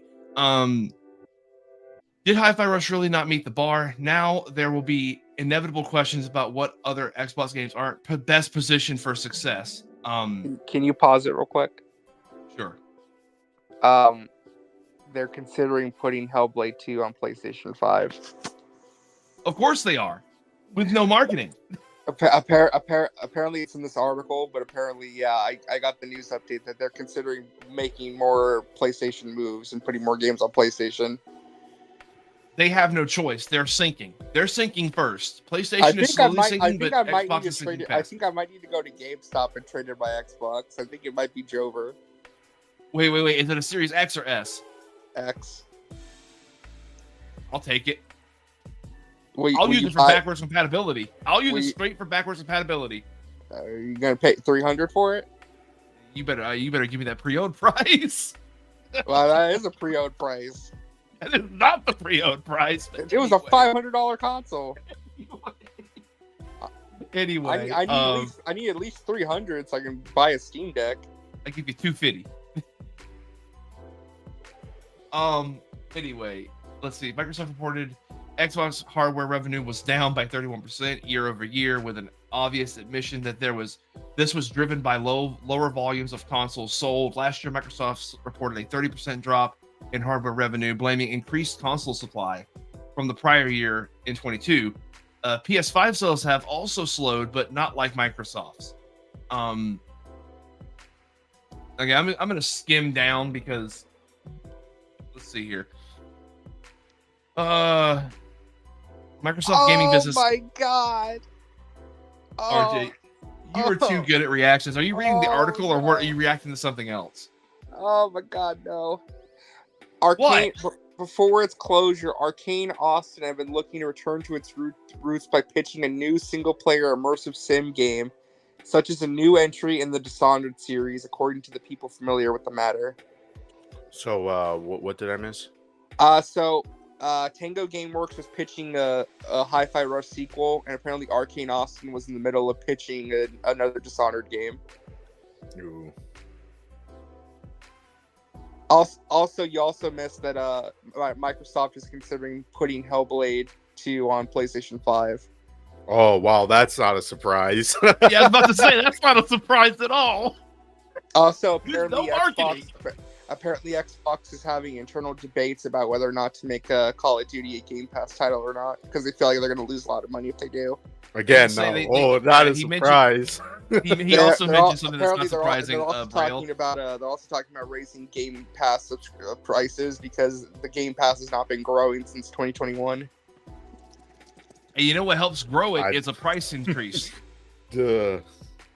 But and also Braille, this is the person who's doubling down on saying that Gears will probably come to PlayStation. He's interested to see if because they have a showcase coming up soon, guys. Yeah, next month. Yeah, It'll be interesting That's to gonna be- see. that's Well, gonna be- remember if there's any multi-platform that announcements. showcase next month is gonna be one of the most awkward showcases in gaming history. it is. But They're didn't cooked, bro. They're so fucking cooked. didn't Jez Corden, who I do not like Jez Corden. I despise no Jez more. Corden. I despise Jeff. He's Grubb. an absolute show. They're fucking Jez Corden and Jeff Grubb are like quoting each other now, and I don't. Jeff Grubbs, I feel like he's just super arrogant and he can't admit when he's wrong or like he got something wrong. But Like he anyway, did with the KOTOR news. But anyway, well, yeah, now in hindsight, and that in the Dead Space, and he wants to say he was right. It's like, nah, buddy, bro, anyway. you full of shit. Fuck Jeff Grubb. But Jez all the homies hate Jeff Corden Grubb. wasn't just a week, 2 weeks ago, him backtracking yet again, saying, "Oh yeah, all these games are coming to PlayStation," even though you said they weren't. What's wrong with you, dude? Like, I don't understand why these people can't so cover mad. their asses. I am legit so pissed right now. I'm just trying to laugh to cope. I'm trying just to laugh at everything to cope. Because of a Hi-Fi Rush sequel, RJ, and Yeah, a Dishonored. we were gonna get a Hi-Fi Rush sequel, and they shut them down right in the middle of pitching it. Like what? I We want were to know so- what they haven't said.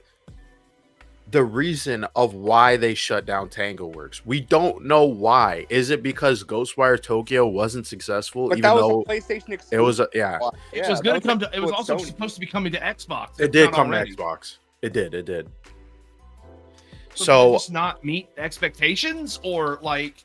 But they said it did. They said it did No. meet their I'm talking about expectations. Ghostwire. I'm talking about Ghostwire. I think that game did bomb. But the thing is, they hyped up Hi-Fi Rush last year. They were all carrying it, and so this is truly bizarre.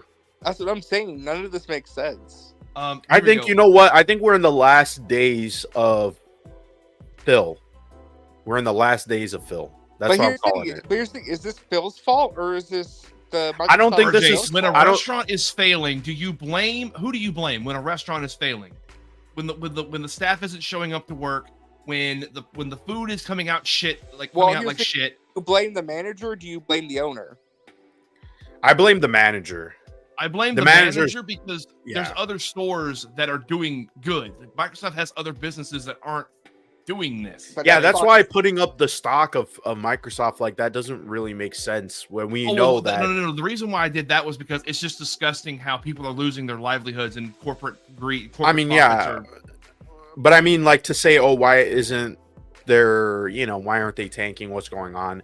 Well, it's because Microsoft is doing other things that are more successful than Xbox. I also, well, That's the truth of it. but it increased at the same time these announcements happened, though. That's I think that, but the thing is, around the announcement, they announced that they were working with OpenAI, so that was going to boost the stocks regardless.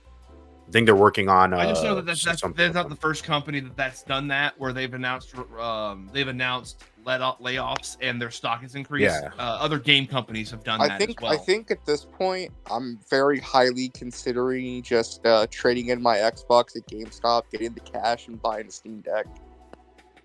Why is I don't know, I would I'm not trolling curiosity, either. why is Steam Deck? Well, because it's Steam Deck, it's basically gonna be able to play most of those games.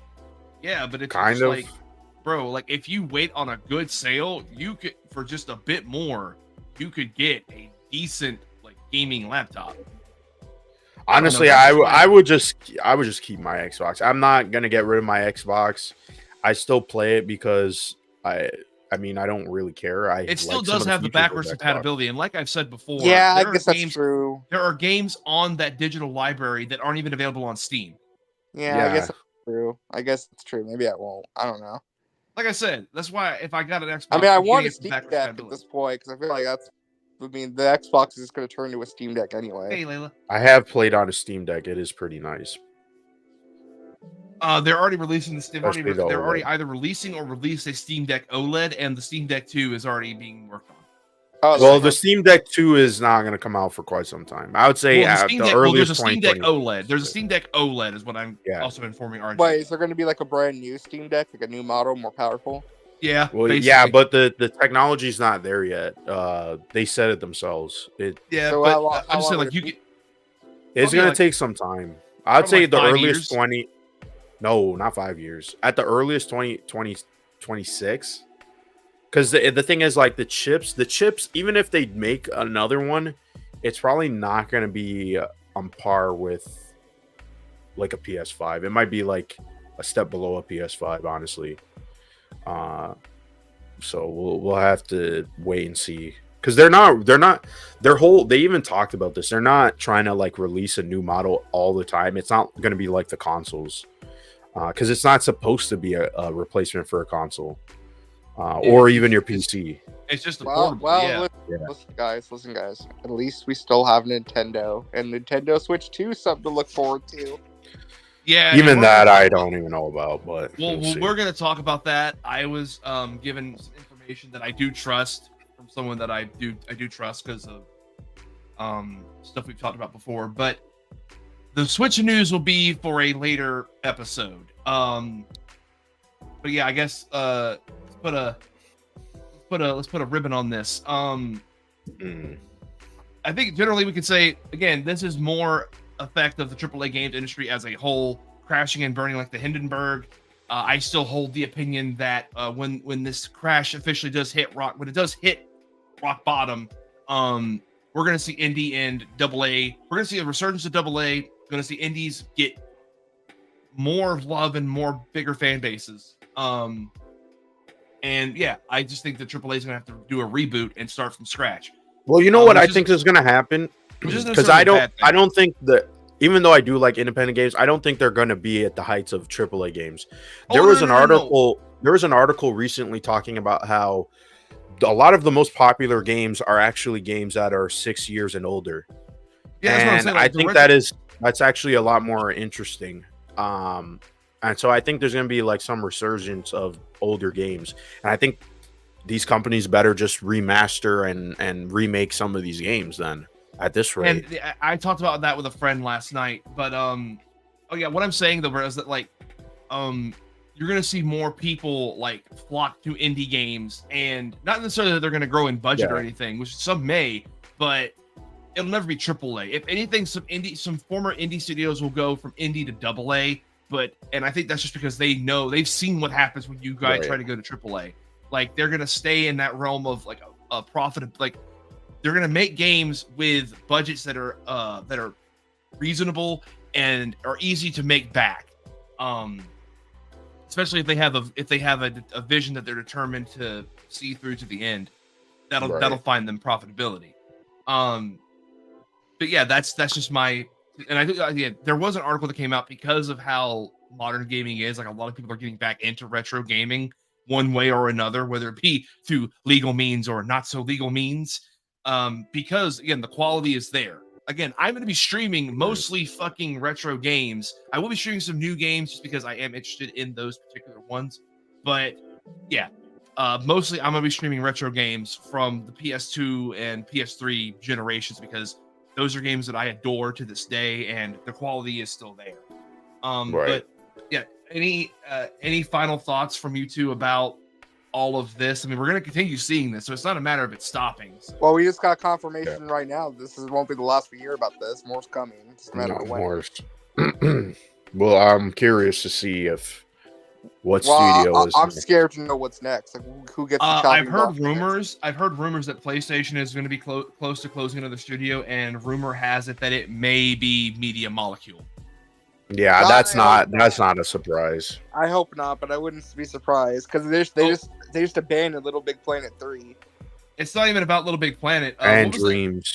Dreams sold horribly as an exclusive. That should have been on PC. That should it really should on have. PC. Yeah, that would have done fucking numbers on PC. Did they eventually port it to PC? I forget. No, they have not. Oh, they have. That's dumb as hell. That's what I'm saying. That's a stupid ass move. Thank you, Jim Ryan. I blame Jim Ryan. I actually did like Tearaway. Tearaway was pretty cool. But they really weren't doing much, so yeah, that wouldn't be surprising. But I think, honestly, from Xbox, Team Ninja is a Team Ninja. Team Ninja Rare, Double Fine, even Obsidian. I think Obsidian, yeah, your days are numbered. There would be Obsidian. fucking riots if they shut down Obsidian. There will be. I think riots. the people at Microsoft are looking at Obsidian and being like, why didn't they just make another Fallout game? They have the team. You have Fallout now as an IP. Why didn't you just do that? I would be, if I was an executive, I would say that. Well, again, according to those rumors, and I'm just saying this because I know that to be. I would not be shocked. I would honestly not be shocked if they canceled Outer Worlds 2 and just turned it into a Fallout game. No, I gotta say, Outer Worlds was. I'm just saying, like, if I'm Worlds. Microsoft with the moves they're making, I'm just like, nah, no more Outer Worlds. But Outer Worlds is one of those new IPs that they're trying to make profitable, and Outer Worlds 1 did so well. There's no but point. why? From Microsoft's perspective, they just like screw Outer Worlds. Well, then the same reason. I agree. Why make Avowed then? Exactly. They should have never. They should have never made Avowed. Going to be that they shouldn't have made Avowed. And you know what's funny? They admitted themselves that they were about to make an Elder Scrolls spin-off game. They literally. Why did you say that? Now we know. When did they say that? They said this recently. I want to say maybe a couple of months ago at the end of 2023. They said they were going to make, where they pitched an Elder Scrolls sequel because Bethesda knew from Skyrim to Elder Scrolls 6 was going to take a very long time. And so they were thinking of ideas. And I think they eventually just did the online. But I'm going to go back and look because they did say this. I always felt like them making Avowed was because at the time they bought Obsidian before they bought Bethesda, if I remember correctly. And so Microsoft wanted a Elder Scrolls like game and a fucking Okay, I found the article. It was in December of last year. They said this. It was a rejected Elder Scrolls spinoff from Obsidian. Oh, so it was rejected. And it was from Chris Avalon. Said this is true. He said one of the Elder Scrolls proposals was intended to serve as the same function as Fallout New Vegas did for Fallout 3. You know, it came in between Fallout 3 and 4. Yeah. So why didn't they do that? At the time, I don't know an exact reason why. And I'm not going to. No, I'm saying why. Like why aren't they doing this now? They were probably told no at the time. They were probably told no at the time. Well, you know, if I think in the next 5 years, that's probably what's going to happen. They're going to have to. They looked at Fallout and they're like, why didn't we have a game, or why don't we have a game in development? They must be kicking themselves like crazy. Oh, absolutely. They're probably extremely pissed that they didn't have a Fallout game in time for the show. In hindsight being 2020. Which I still say is dumb. The show was announced 4 years ago, the same time as they bought Bethesda. So stupid. Well, they should have done like a Fallout 3 remake, like that was rumored. Well, that's what I was about to say. Still happening. Yeah, apparently at the end of it's rumored that that's coming out at the end of this year still. We'll see. From what we saw during the FTC documents. So, that's what I'm saying. Like they should have had something ready to go. And the fact that they didn't, I feel like just more mismanaged. Yeah, I feel like them making a Fallout 4 next gen update for PlayStation and PC and all that was the closest thing. They were like, look, we gotta have fucking something, because they wanted to capitalize off of what happens when you have a video game show that's a hit.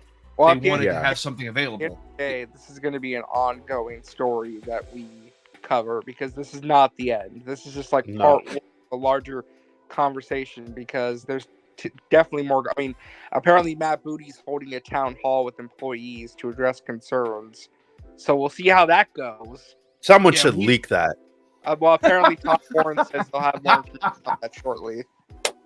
Because they need to. Some of these people, honestly, now, if I was working there at these companies, I'm thinking I'm gonna get fired anyway. I might as well leak this shit, because because it's nothing is they're not being held accountable whatsoever. The Xbox fanboys are still going to buy this. People are still going to support the Game Pass. We all know that's not going to change. So someone's got to say something. I want to ask one last question before we wrap up the show. Just quick answer.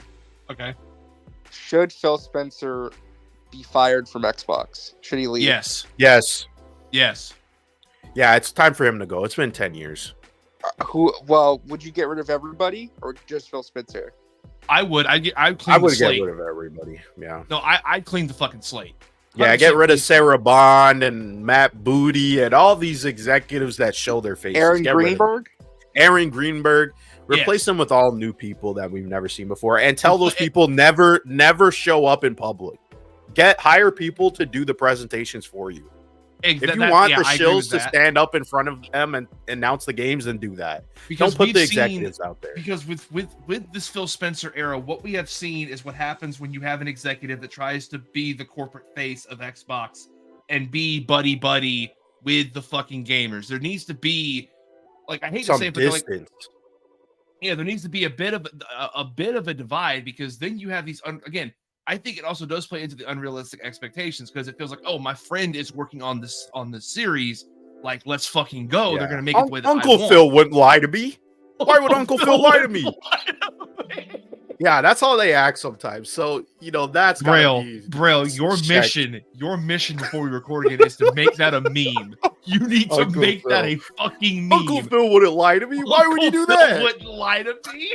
You know what the thumbnail should? You know what the thumbnail of the stream should be when we make one? Just like do the meme of like, don't believe his lies. Just a picture of Phil Spencer. Well, I mean, for Todd Howard, it's tell me lies, tell me sweet little lies. But no, you need to make Uncle Phil. No, Uncle Phil. Don't believe his lies, please, Braille. Sir, I will. And for the Xbox presentation, that'll be the thumbnail. It's just Uncle Phil like never lied to me. Next month's Xbox presentation is going to be so interesting because they're doing Xbox showcase, then immediately after it's going to be the COD reveal. So it's going to be really interesting. Oh, they're going to get cooked. They're going to get fucking cooked in the replies. Well, especially now because here's the thing. Now it's going to be even worse because you just told people, yeah, you were going to get a Hi-Fi Rush sequel and another Dishonored game, but we killed those studios. Sorry. Like, that just makes it worse. Well, also, I just realized this means they ain't changing shit over there at Activision. They're going to let them do the exact same shit just under new leadership. Why wouldn't they? Look how much exactly. And I want to point out with that, and say this to everyone who I know personally and those who I don't know personally. This is why I was against the fucking acquisition. This is exactly why. And you motherfuckers all told me I'm a fanboy of PlayStation. I have bias. Well, Uncle Phil's gonna come in and save Activision. Uncle Phil's gonna save them. You're still a fanboy and a shill, but I mean, yeah, you're right about this. This was in hindsight. Yeah, this is who knows what the hell's gonna happen from here on out. Because if Vicarious Visions goes under, I'm going to be furious that we never got Tony Hawk Pro Skater 3+4. That shit would make. You're probably still not gonna get it. Yeah, we're still not gonna get that. By the way, Vicarious 3 was kind of mid. Let's keep it real. 3 was kind of mid. Which one? Don't you fucking dare. 1 and 2 were bare bone. They should remake. What's the one that with the story in it? It's not. It's American not. Wasteland. Which one was Which one was the Tony Hawk game on GameCube where like you start off in like a college area? Underground. No. Yeah, it was one of the numbered entries. That's what they should remake. Underground. Underground's the one I was talking about. Was it 4? The one where like 3 you were on and like 4 a are goated. I don't give a fuck, bro. 3 and 4 had some of the best. I don't remember that one, the college one, but it's like the starting area was like a city and it's like a college campus with like the ramps. You could like craft through the windows and stuff. Was that Underground? Let me look. I gotta look it up. I'm just gonna bother. You look that up. What I'm saying though is that again, I think that might have been Underground 2. Acquisitions are bad. These number 4. Don't give a fuck about you. Oh, it was 4. Yeah, okay. Number 4. It's what I'm saying. Number 4 was the one I played all the time on GameCube. I love that game. Yeah, I loved Underground. 3 and 4 were goated. I never played Underground. Point is this: shit sucks. Yeah, it does suck. Bro. again, these corporations are not your friend. Uncle Phil does not give a fuck about you. And on that note, we're gonna call it because that's the best point to call it on. Is that Uncle Phil doesn't give a shit about you. Uncle Phil doesn't give a shit about you. Yo, bro. How come he don't want me, man? These dudes out on Twitter, they have a weird relationship with Uncle Phil. What is Uncle Phil doing with you? Hey, bro, you need to requote that, bro. That has some underlying context. That might have been the point. What are you doing with Uncle Phil in there, Timmy? Oh no! We here at Chronicles. Don't touch that controller like that, Timmy. Get away from him.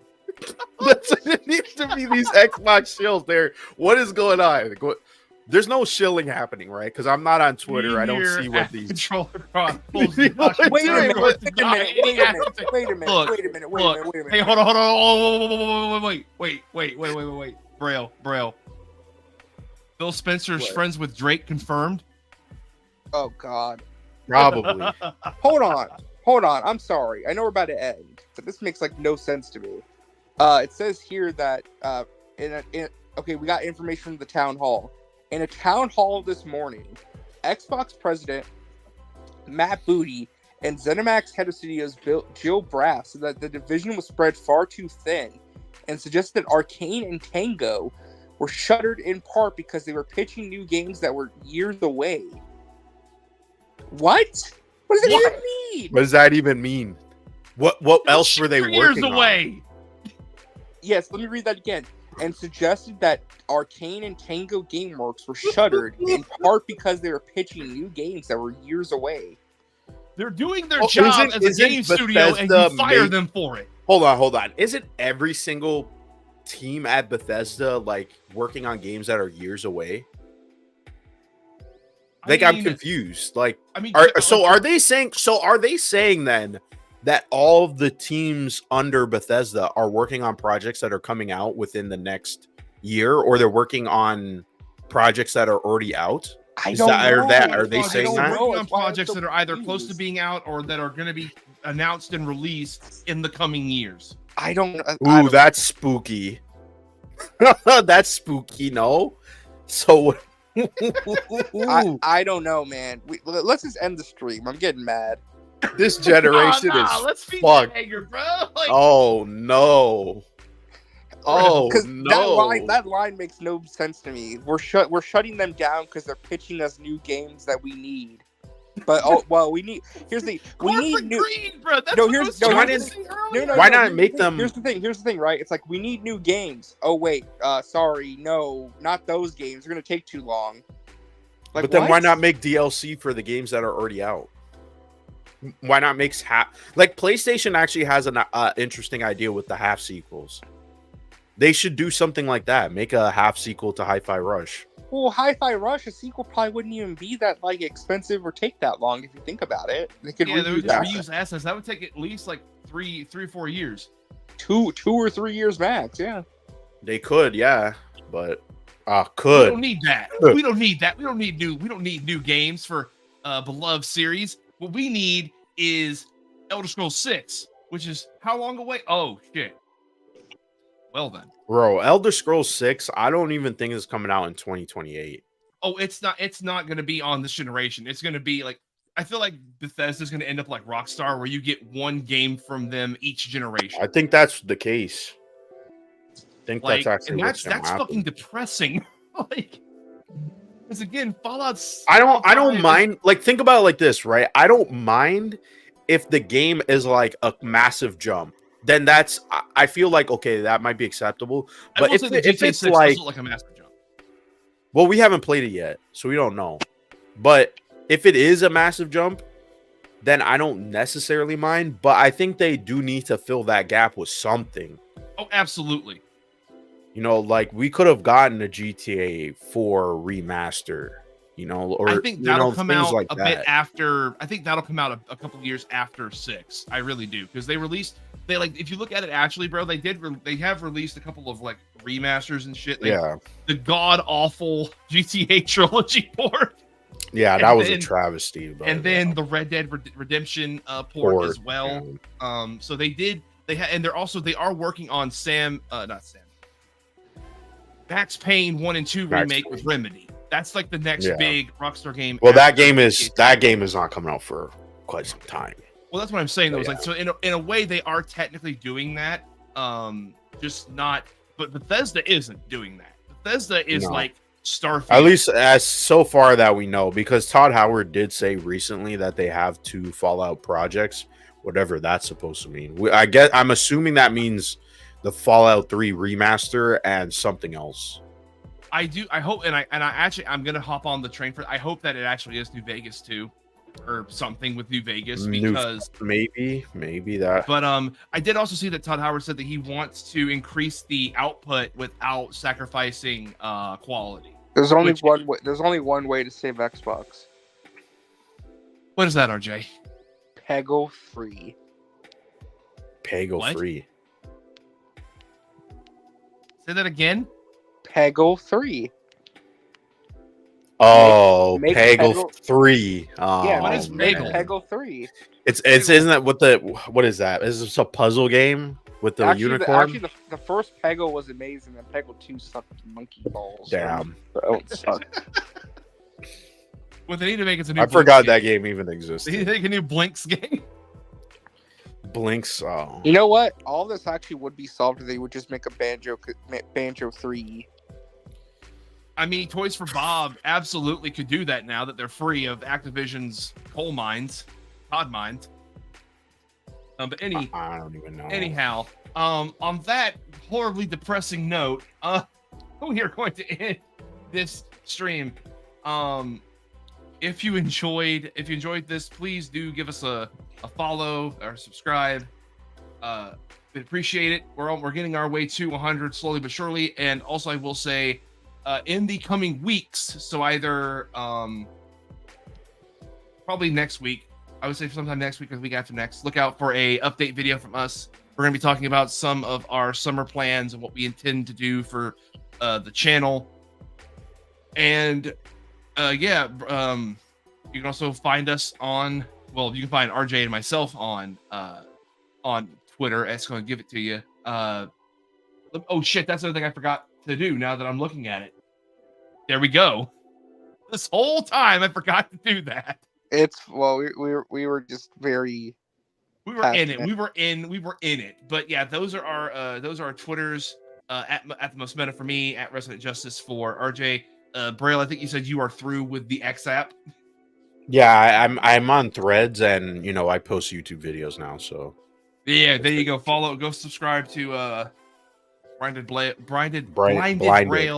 on YouTube. Blinded Blamp. Good job. Blinded Blamp. God damn it.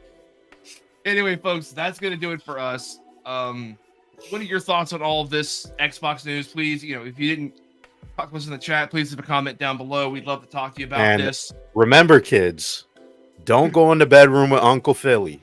God damn it. Uncle Phil is not your friend. He ain't your friend. And he ain't your uncle either. Don't. It's You're not related Uncle to Phil that with man. Uncle Phil with Uncle Booty over there. I don't trust them. I don't trust them that much. All right, that's gonna be it. Thank y'all for joining us. We'll see y'all soon. Peace out, everyone. Bruh.